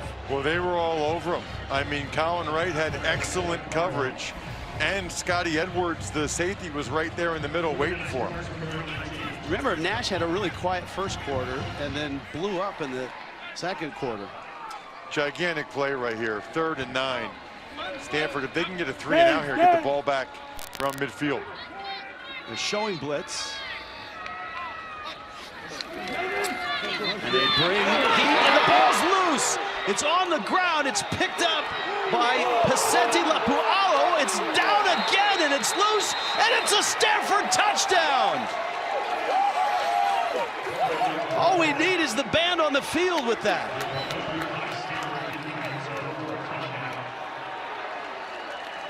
That's why they tell you as an offensive lineman to just go down. Watch Bailey, right side, awesome dip move around the right tackle, who's the one that recovers it. You got to go down. Those guys do not know how to take care of the football. What a game-changing play there. Right side of your screen, unbelievable dip move by Bailey, and then just go down, big man. It's 3rd and long. Josiah Galvon fell on the football, and that's a touchdown. What a turn of events. It's interesting, he hit him. They might take a look at that to see if they felt like his arm was going forward. All right, that's our first look at the quarterback. We're going to bring in Gene Steratore. And it's under review now. Gene, we got a few more looks to watch. What'd you see initially? Initially feels real just like a fumble. This close-up is the one I'm really taking a look at. We could see the defender hit that arm. To me, and we know it's only a camera frame with control, right? And I still feel like that defensive player, in my opinion, is making contact before that ball starts forward with control. Now, these are really close, as we all know, guys, and all that really has to happen is them see a frame or two of what they feel is forward motion with control of the ball. To me, it feels like he's losing it, but that wrist kind of does just move right at the end, and that's really the decision that they're going to have to make. Personally, it still feels like a fumble to me. Gene, you can start the throwing motion in terms of your arm back and up, but it's obviously when it starts forward, correct?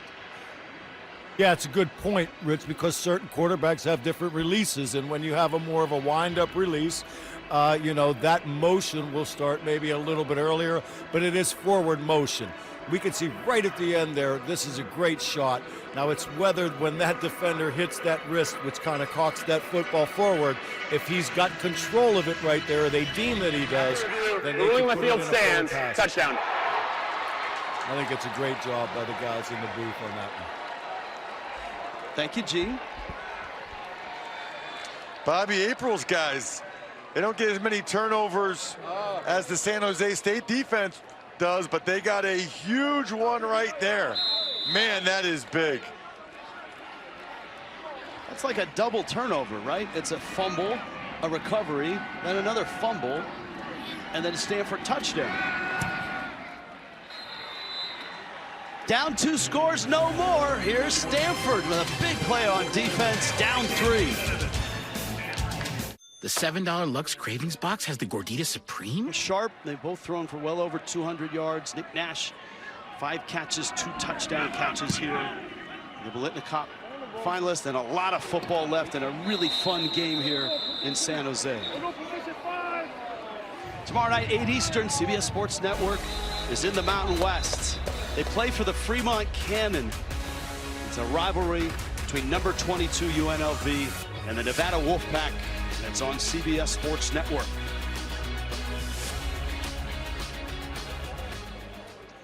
Stanford player down.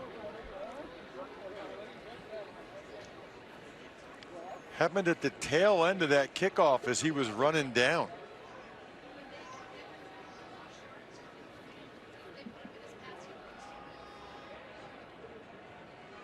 Number 80, I believe. Kasmer is the wide receiver. It's David Casamirvis. Right in the middle. Oh, yeah.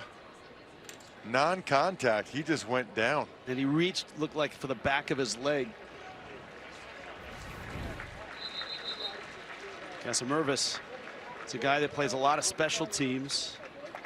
You see him in returns and on other specials.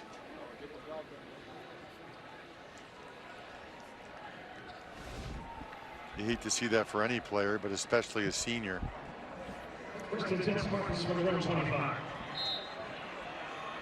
San Jose State had chances to beat their last two opponents. Both were top 25 teams, Boise State and UNLV. But they couldn't finish in the second half. Their lead over Stanford is down to 3 here. Eget throw, a little inside toss. It's caught by Jacob Stewart.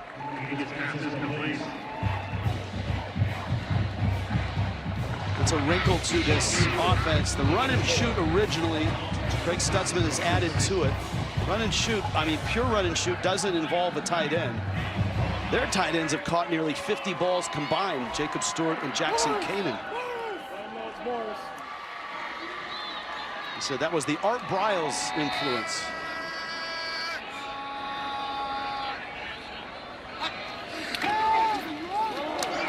Floyd chalked a 4th.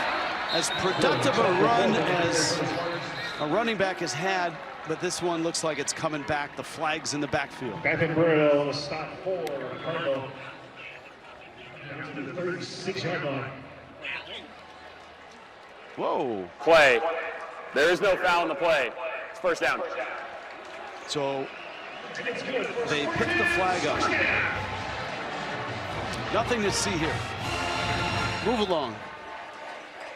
I always feel like we should get an explanation on that. You know, I'd like to know what.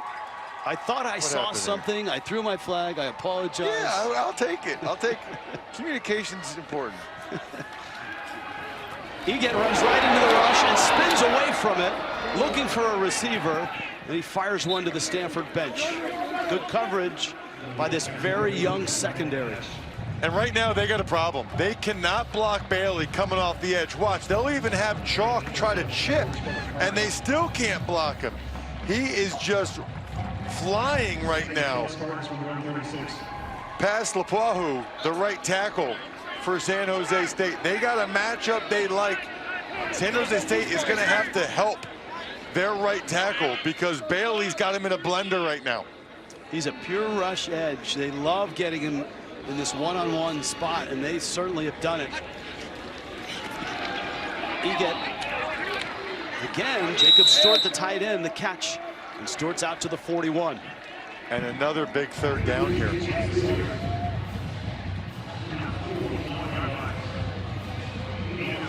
Third catch for Stewart. 3rd and 5. San Jose State and a 10-point lead, but then that fumble into the end zone, that double fumble. Oh boy. Stanford hadn't even gotten lined up yet. They brought new guys in, and then San Jose State false started.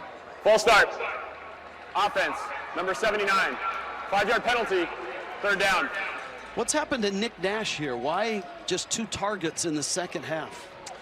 Well, in that case right there, it's because they're not able to get a play off with Lepoihu, who's really struggling here in the second half. I mean, that's 3 dreadful plays now for him in a row in the last 5. I do think Stanford's doing a better job of making sure there's safety help wherever Nash is, but that's going to be tough for the safety to get there now. Colin Wright's done a pretty good job on him here in the second half. Scrambling as Eget, squares up, throws, and it's caught for a first down. Unbelievable. That's Matthew Coleman.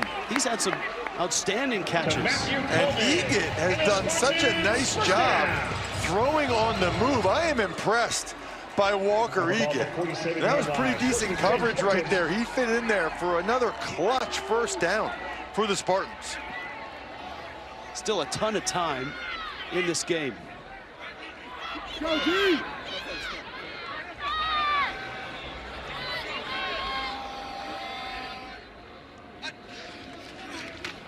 Blitz here, quick throw. Again, Coleman with the catch. And Coleman's inside the 40.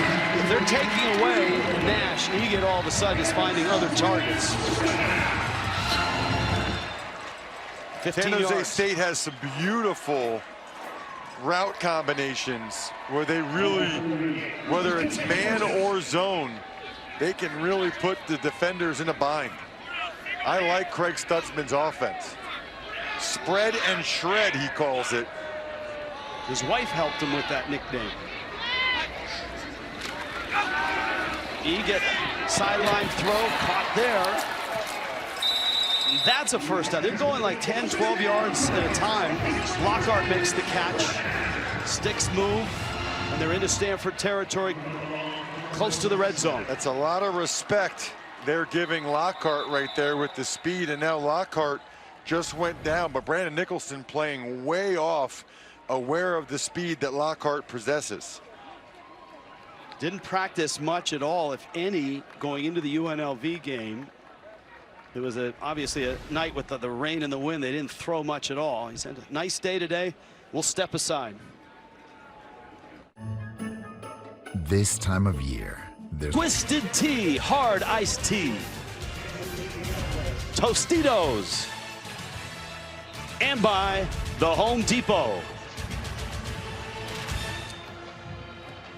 We are the lucky ones because those fine people travel all around the country to provide us with a great show.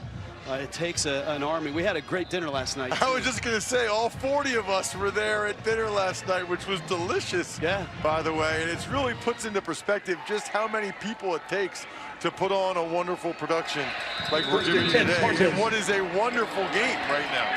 Deb Bulak, our producer, Court Fishman, our director. Here we go. 1st and 10. San Jose State with the lead, and they're moving, and even a dart.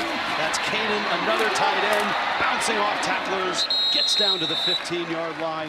That's another like 12, 13-yard gain for a first down. That's a good point, Rich. It feels like 4 or 5 plays in a row.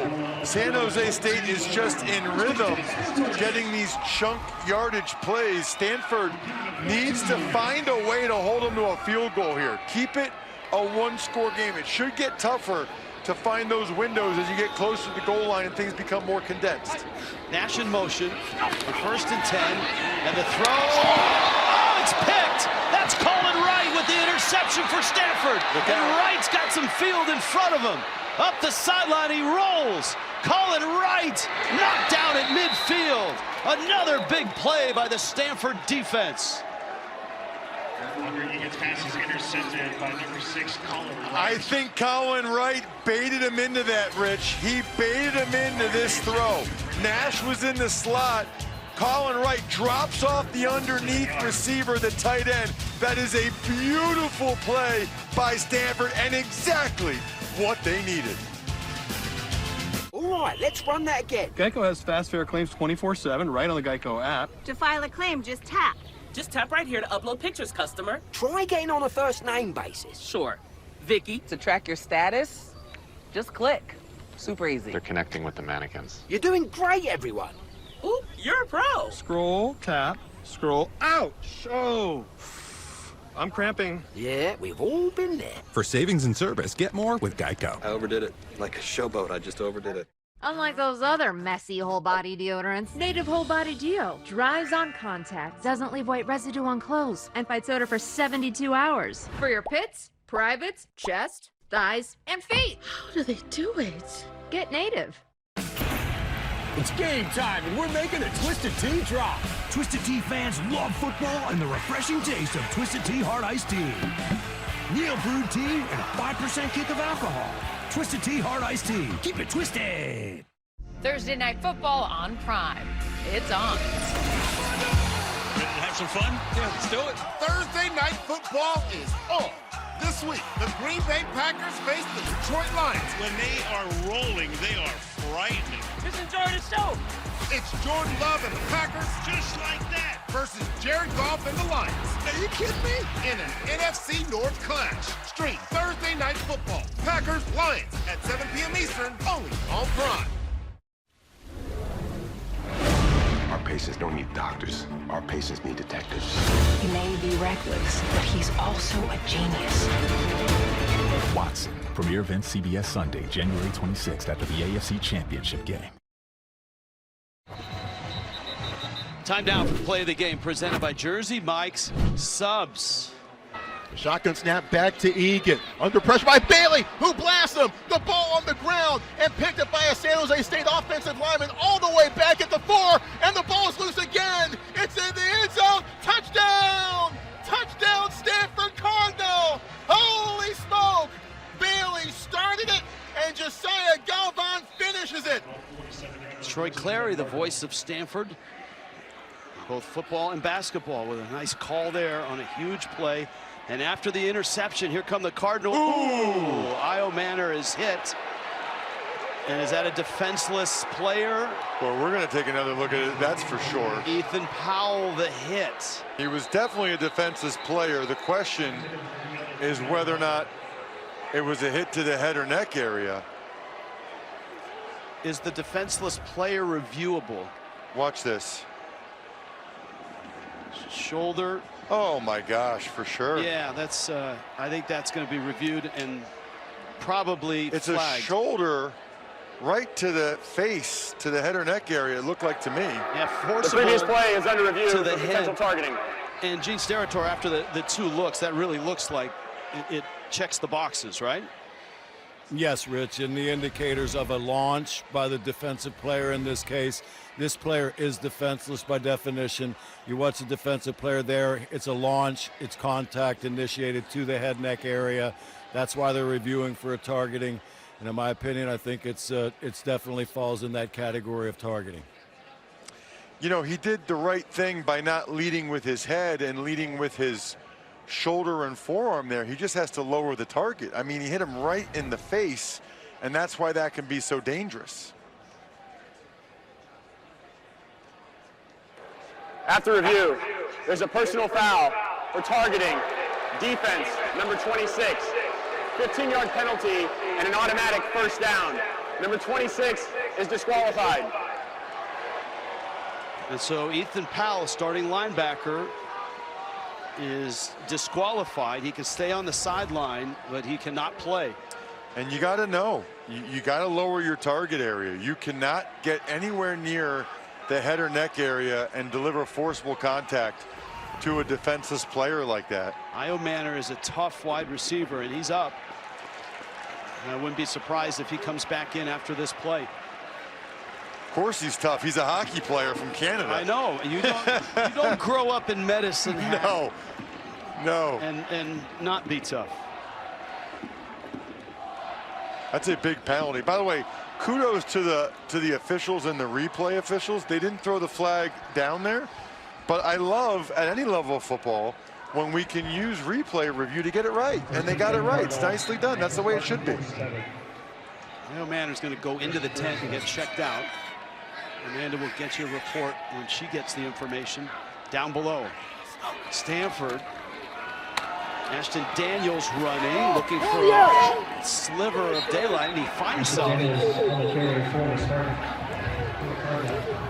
There was a skirmish on the far side, and you're seeing the end of it. Mosley's got to be careful. There were two Spartans and Mosley, and they got caught, it looked like, in the kicker's net. Yeah, watch Mosley. I mean, that is an awesome block. I love that. You got to just make sure you stop there, though. Man, that is big time by Mosley. That's like Michael Orr in the blind side. Take him off the field. That's a true freshman receiver. Boy, he's got that dog in him. That was awesome. And he took him in the net. Daniels takes a hit from Jordan Cox. I can't get over that block by the true freshman Mosley. It's a first down for Stanford. I think I just fell in love. I mean, that's a wide receiver, a true freshman, taking a guy into the kicking net. So it's not a pancake. What do you call it? I don't know. A net job? I don't know what you want to call it. Net? Put him in the net. I don't think I've ever seen that before. Ashton Daniels, 70 yards on the ground. Looking for a receiver. Scrambling. Trying to buy time. Has a man. Hits him in the chest. Nice throw. Big gain. Stanford. And there he is. He can block and he can catch. Emmett Mosley. Man, there's some good true freshman receivers, aren't there? Jeremiah Smith, Ohio State. Ryan Williams, Alabama. And this Emmett Mosley's watch this play again. I mean, he's got his hands inside. That's legal. Put him in the net. Try to dump him in the net. Then he gets the cash reward. Let's give him a touchdown somehow. Feel like he deserves it on this drive. And this is where Stanford has struggled in this game, down near the goal line. Io Manor's back on the field. Mosley's in motion. And the give is to Ford. And Ford Rahimi got the first hit. Did not get in. And a San Jose State player is down. That's Rahimi. You can see he's moving his left hand over there. We'll see if Stanford brings in the goal line quarterback, Justin Lamson, on this next play, because it's 2nd and goal from the 1. You'd think the Cardinal would feel like they can just hammer this thing in. Rahimi is up. Boy, think about the 2 big plays, the double fumble that turned into a touchdown, and then the interception at the goal line. And the return, Colin Wright, who took it out to midfield, and that starts this drive. And here they are at the 1. Just a complete turnaround. San Jose State holding a 3-point lead. Still, you got a ton of time left. There's 8 minutes left in this game. There's the dynamic duo. Both over 100 with 8 minutes to go. Still Ashton Daniels in the game. They like that run to the right here with the 2 tight ends and Iamaner. Ford in the backfield. Goes to the right, and he's in. Ross Tucker, offensive coordinator. He had an extraordinary day. Ashton Daniels is fired up, and he should be. Heck of a drive there by Stanford after the pick. They go with that 2 tight end and receiver set, and they've had so much success. Their tight ends will really block there on the edge.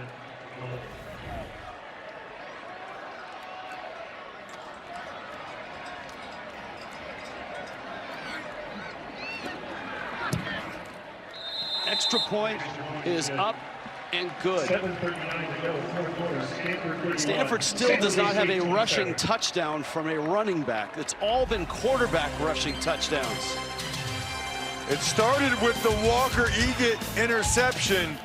Colin Wright kind of baited him into that one. It led to the Ashton Daniels physical touchdown, and Stanford, they are right back on top.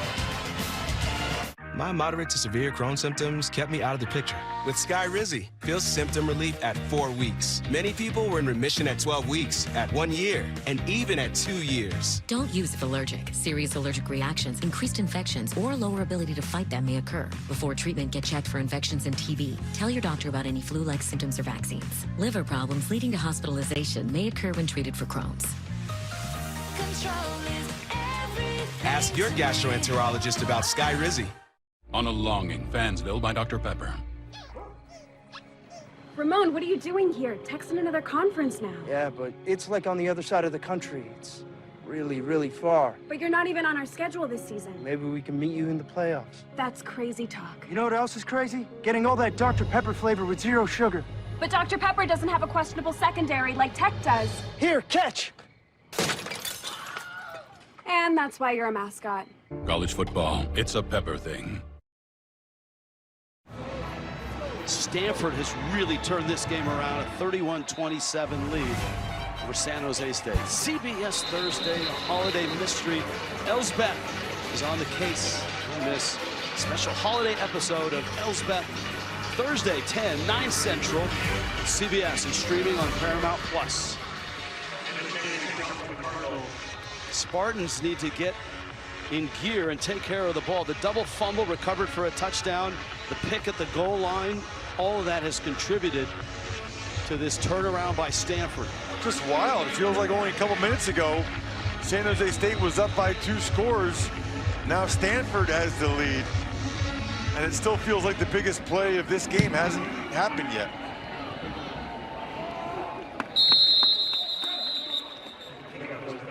San Jose State with a ton of time, 7:39 left here.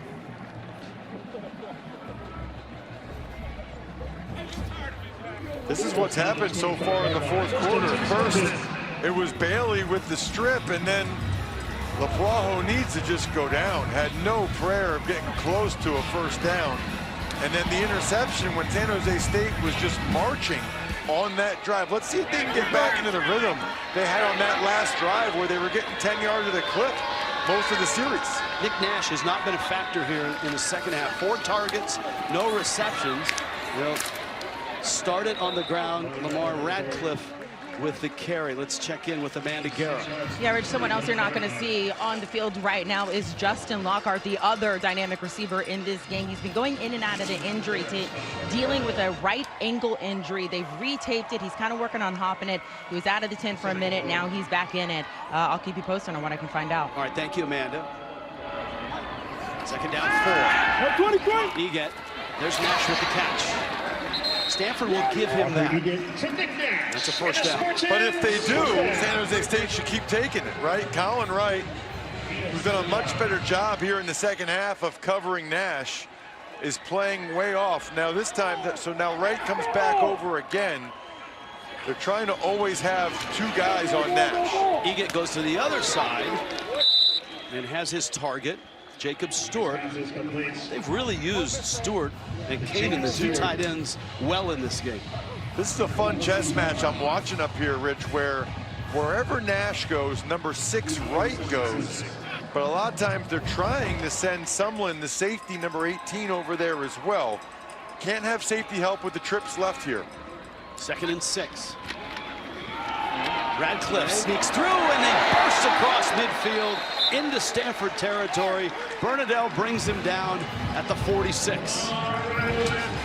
San Jose State does just enough in the run game to keep you honest. Bailey, 23 for Stanford off the edge. The last thing he was thinking was run. He was trying to get another sack, and then Radcliffe ran right past him. 12 yards on that carry.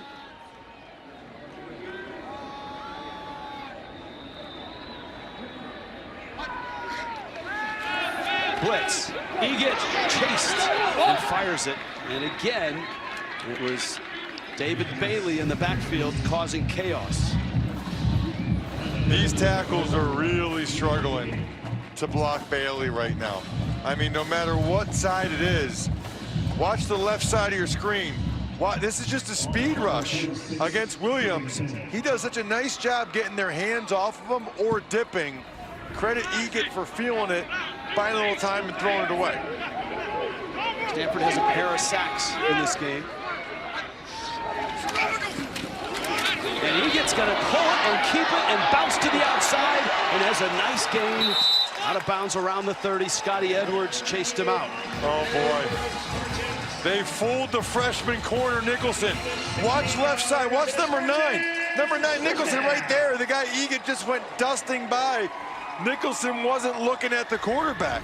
They had a great call on. Bobby April had the corner blitz. Nicholson should have been able to eat Eget up. But that fake, the sleight of hand, fooled him. 16 yards for Eget. That one over Nash's head. And Colin Wright on the coverage.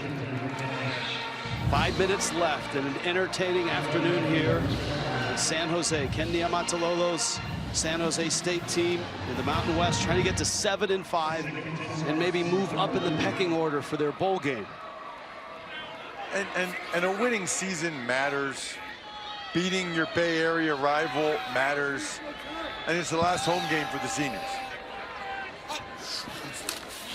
2nd and 10. Low throw, but Nash makes the catch right behind him, and that's a first down. He catches everything. 11 yards on the hookup, and Wright is down. He's had such a strenuous day chasing Nash all over the field. And we'll step aside. San Jose State on the move. 5 minutes left in San Jose. This is not a drill. Show. And this is Wright's day. It's been busy and effective. He's got his hand on a bunch of balls. I mean, he's the corner that they have the most faith in, and rightfully so. The swiveling of the hips there to make that play, then very wisely push Nash out of bounds, and then arguably the biggest play of the game so far, that pick there on the last San Jose State drive. We'll see if San Jose State tries to attack that position right away. 1st and 10 here. Eget's throw high. And Lockhart had just come back in the game, and it didn't look like he was running at 100%. No, and he's coming right off after that play. He gave it a shot and just doesn't feel like he can go or is 100%. When he's been out, Matthew Coleman's been pretty good. 4 catches. They've spread it around. Macaluso as well. Nash has 7 catches. In the red zone, 2nd and 10.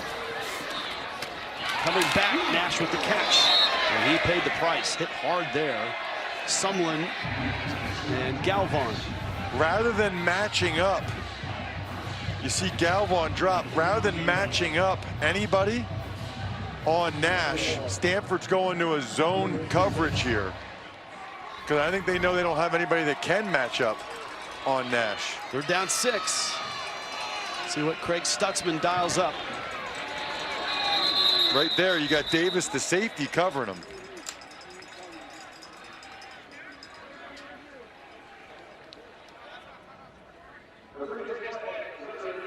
The play is under review. So they're going to look at that one for potential targeting as well, I would assume. Let's see where Nash got hit after he caught this pass. 1, 2. Ooh, well, he lowered the head and he launched. I don't know if that checks all the boxes. He's no longer a defensive player, but that was definitely crown of the helmet. Watch. That's crown of the helmet. The question would be whether or not they deem that forcible contact. Let's bring in Gene Steratore. We've had a few of these today, Gene. What do you think? Yeah, you nailed it, guys. Really, there are 2 forms of targeting. We've just spoken the one previously about a defenseless player. Now this is a runner, and in this case, they're reviewing a targeting foul as it relates to the crown of the helmet, which is a 6-inch diameter from the top of the helmet, and forcible contact initiated to an opponent with the top of that helmet. All of those elements, in my opinion, are being met at that point. He is lowering his head, and he is initiating forcible contact with the crown of his helmet to anywhere on his opponent's body. So it doesn't have to be in the head neck area, it can be anywhere. It's the contact of where it's initiated from that specific player. You can see the lowering here on this replay, and then the forcible contact ruling what field initiated. stands, there's no targeting. They're down. Wow. No targeting. Well, I was just going to ask Gene, what determines whether or not it's forcible? And it also looked like the contact was at almost like his elbow and the ball. That's an interesting one. It's clearly crown of the helmet. Yeah, Ross, it is the crown, and then the part of it, and again, remember, all elements must be checkmarked. If they deem that one of the 2 or 3 elements did not meet it in its fullest, then they will remove it. So it has to be every single element. In this case, they may have not thought that the force was enough to call a foul for targeting. All right, Gene, thank you again. Eget now, crucial 3rd down, in trouble, caught, fires it, incomplete.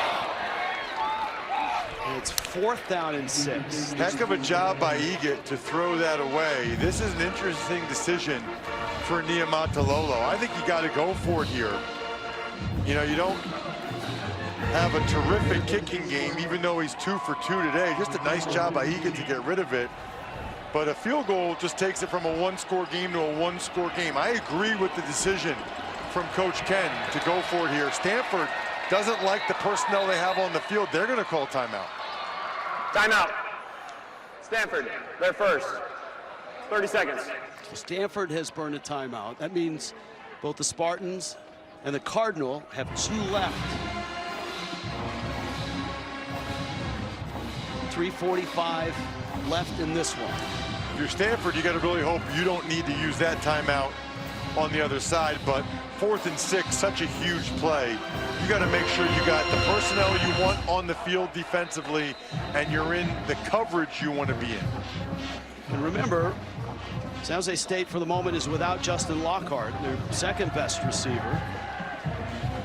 So I would be stunned if Stanford doesn't double team Nick Nash, which would make you believe, as Bobby April's thinking about how he's going to defend Nash. It would make you believe someone else is going to have to beat him. And if I'm Stanford, that's what I'm doing. Make somebody other than Nash beat me.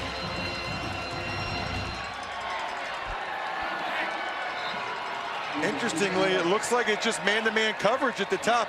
Unless Bailey, 23, drops into a zone there, it's man-to-man on Nash. 4th and 6. Here comes a blitz. E gets throw, corner, the end zone, and it's over Nash's head. And Stanford holds.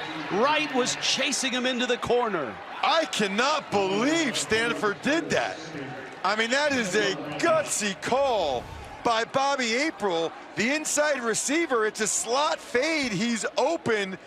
He and Egan not on the same page. If that ball's anywhere near Nash, he catches the go-ahead touchdown. Holy cow.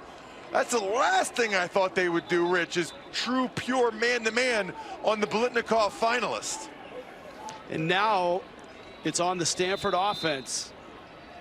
Can they run clock? There's a little smile from the defensive coordinator. Can they run clock and move the sticks? Micah Ford is the tailback. Here's where that quarterback run game really comes in handy if you're Stanford. When Daniels bounces outside, then cuts in and has a sizable gain. And the clock rolls with 3.5 minutes left, 8 yards on the carry. And another guy down in this game. It's unbelievable how often guys get hurt in college football.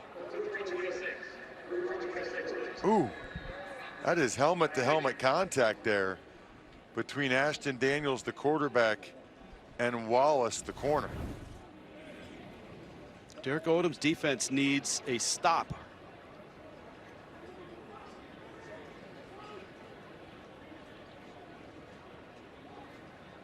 If you're just joining us, this is a kind of a old rivalry that's been renewed. The big brother, of course, is Stanford, first in the Pac-12, now in the ACC. The little brother, San Jose State.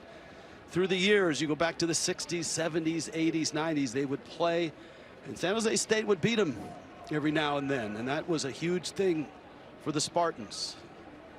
Of course, Bill Walsh's legacy with both of these schools, they call this the Bill Walsh series, and it's renewed for the first time since 2013. Good to see Amir Wallace up and walking off anytime you see helmet-to-helmet contact like that.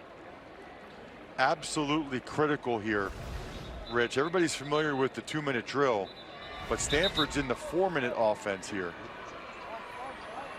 which means the most important thing in 4-minute offense, protect the football and no penalties. That offensive line and the tight ends and wide receivers for Stanford, they got to keep their hands inside. You cannot get a penalty. Not only does it take you back, but it stops the clock. And obviously first downs are a high premium too. Clock restarts. You want to run this play clock down all the way under 5, you would think, before you snap it. Look at this formation. They've loaded the box offensively.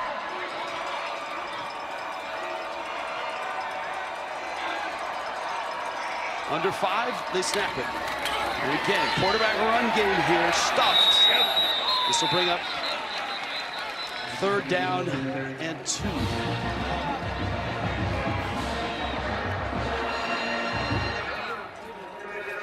Well, San Jose State used one of their 2 remaining timeouts. That sets up a huge 3rd down when we get back. This Black Friday, Verizon will turn your old or broken phone into a gift. Anyone can trade in any phone in any condition and get Samsung Galaxy S24 Plus with Galaxy AI and Watch and Tap. All 3 on us. Even if your phone is old or dated, you can turn it in at Verizon for gifts for you and the family. All 3 on us. That's up to $1,900 in value. Only on Verizon. College football playoff bracket, obviously an impactful weekend around this. For the Mountain West, good news. Boise State looks really good. Ashton Genty ran for well over 200 yards, and they beat Oregon State. Obviously, these two schools not playing for that, but that man there, Troy Taylor, that man there, Kennedy Amatololo, have a lot to gain with a win today.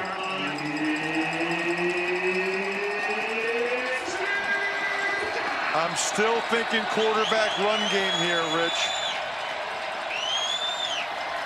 Daniels gonna roll, there's pressure, and he's gonna throw it, and it's picked!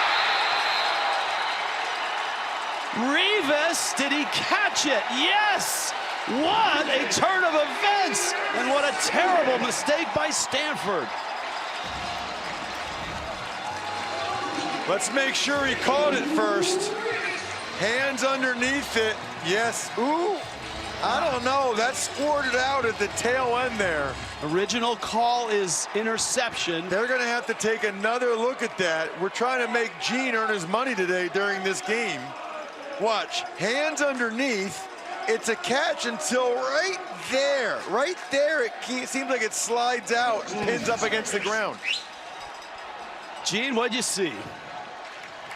I'm just listening to Ross because he's doing a heck of a job right now with these, Rich, and I'm with him on it. The ruling in the field of an interception is under review.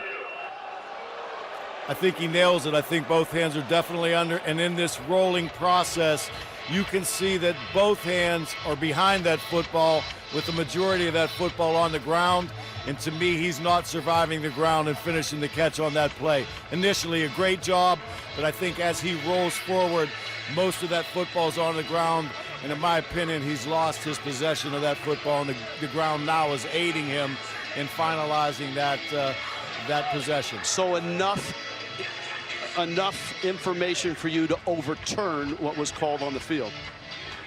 Yeah, I would feel comfortable overturning that one when I just looked at another great shot by our replay here.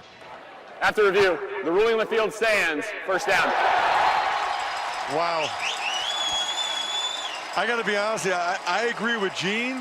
I understand that maybe they didn't think there was indisputable visual evidence to overturn that, but let's put it this way, if they called it incomplete, they definitely wouldn't have overturned that either. Still, not a smart throw by Ashton Daniels. Terrific job by Gene. Thanks, Gene. I have a feeling we're coming back to you before this one's over.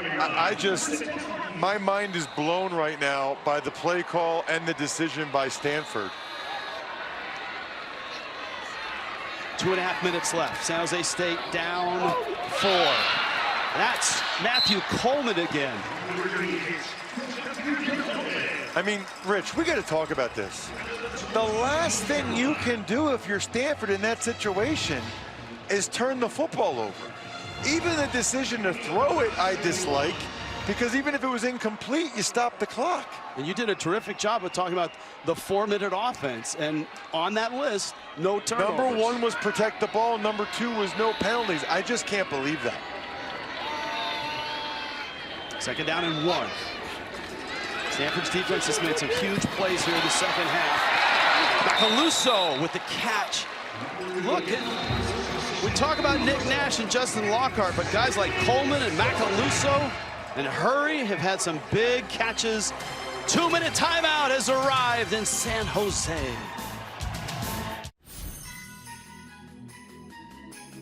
Bloods celebrating a family legacy. Then another episode of Blue Bloods.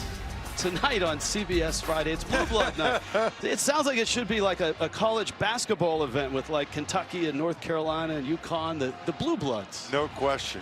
All right, so here's the deal for San Jose State. You want to score a touchdown, you have to score a touchdown. Ideally, you would take as much time off the clock as possible, but the priority is on whatever plays it takes to get in the end zone. Blitz comes. Egan has time. Corner throw. It's Hurry. It's a touchdown.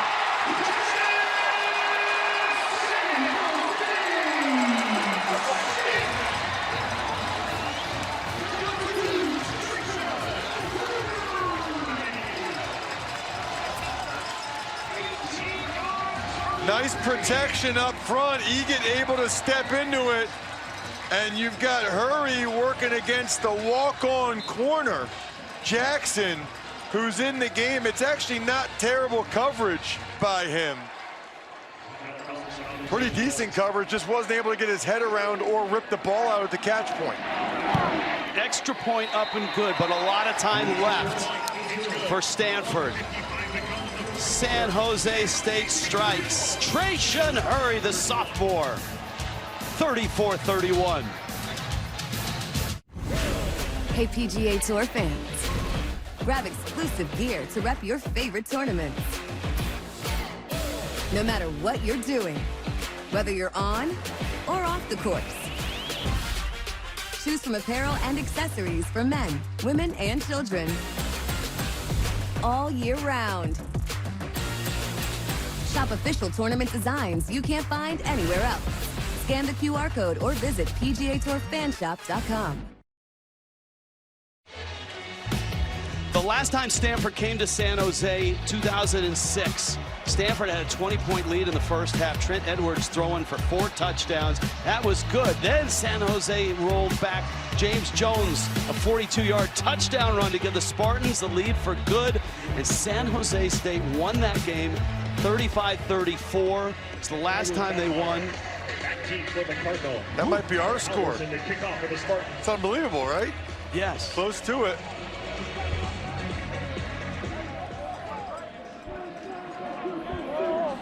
Stanford had a pretty good receiver in that game named Richard Sherman. That was before he switched to defensive back. Ooh. Not bad field position for Stanford to start here. They have 1:52. They have a couple of timeouts. And they have a quarterback that wants some redemption after that interception that turned into a touchdown.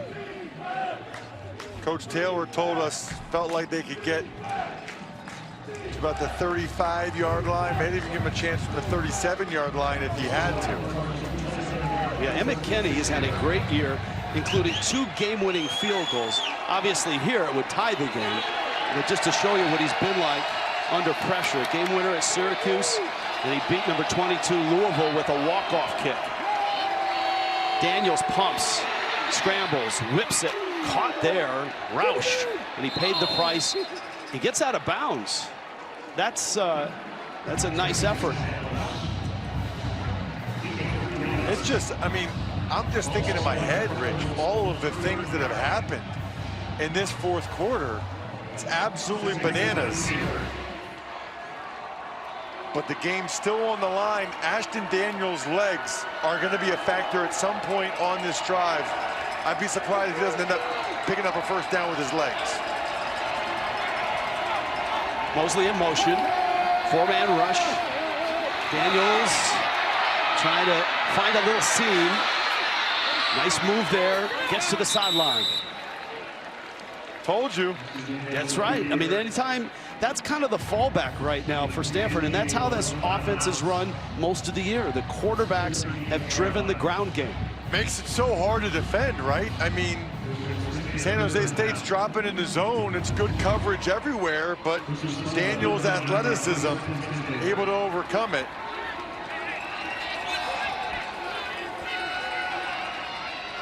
Stanford needs to hurry up here with the play clock down to 10. You don't want to use a timeout in this situation.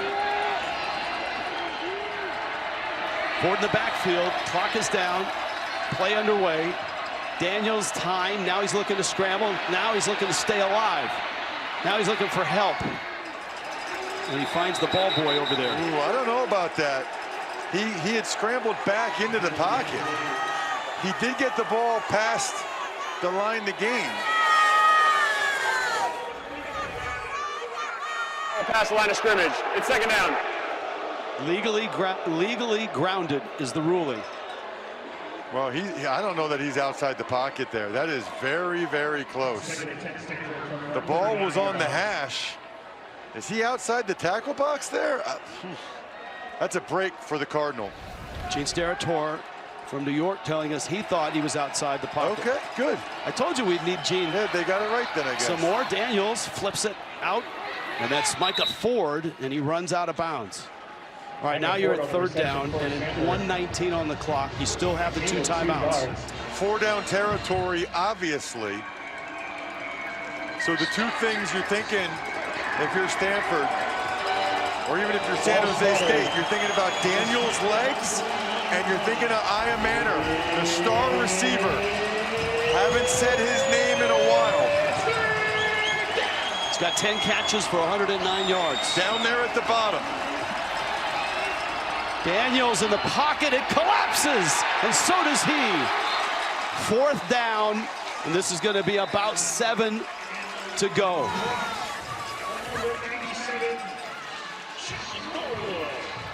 And a timeout. Boy, that's tough. You got to stop the clock. You got to call timeout. All comes down to this. This is the last play of the game. This is play of the game. Well, if they can get the first down and they can get close, Emmett Kenny has hit some money kicks this season. This was at Syracuse. I mean, they have 2 quality ACC wins, a road win at Syracuse, and then against number 22 Louisville, this is a walk-off 52-yarder. That's kind of showing what this core group of freshmen and sophomores can be in a year or two. 4th down and 6. Where you go? San Jose State's been excellent with their coverage lately, but I'm still thinking Aya Manor or Mosley out of the backfield. You got Aya Manor there, Mosley out of the backfield, the receiver. 4-man rush. Daniels with time. Oh! And it's incomplete, a misfire. And Troy Taylor is looking at saying, what happened?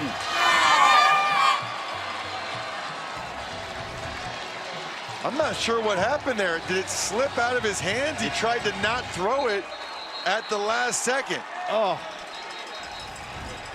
And for Stanford, that great turnaround here in the second half with the 2 turnovers, the double fumble touchdown, the pick and big return by Colin Wright, all of that.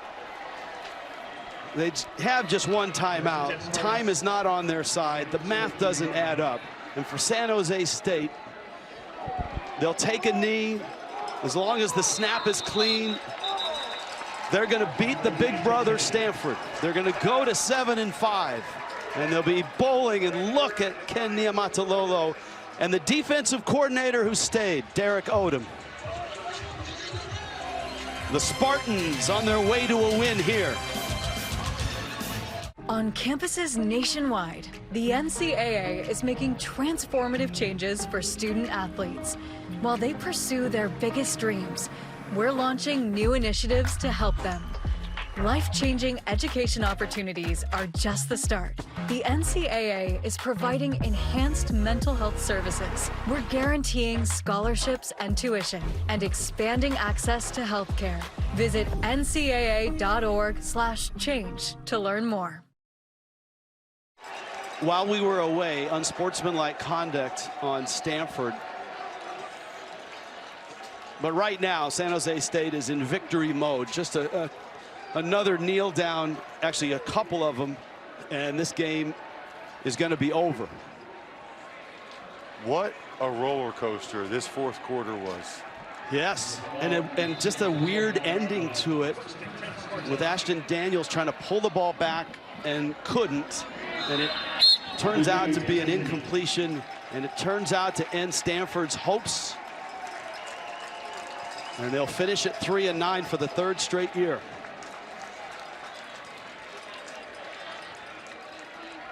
Coach Ken, people said, well, how are they going to run offense at San Jose State with the option guy? He said, nuh-uh, I'm going to hire this guy.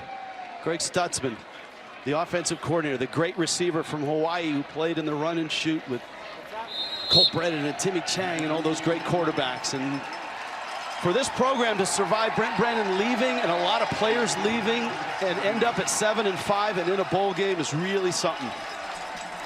Especially after those losses the last couple games at home here to top ranked Mountain West teams, Boise State, UNLV. It's got to feel so good for Coach Ken and his team to get this win. And against Stanford out of the ACC. First year on the job, coaches embrace And away we go. For Ross Tucker, Amanda Guerra, Gene Steratore, our entire CBS crew, I'm Rich Waltz. So long from San Jose. The final score here, 34-31. San Jose State takes down Stanford. We'll send you back to New York and Adam Zucker and company for the U.S. Army postgame show right after these messages.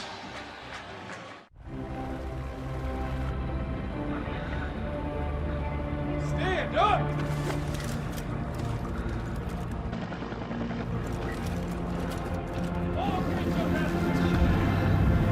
The other guy had a gun too.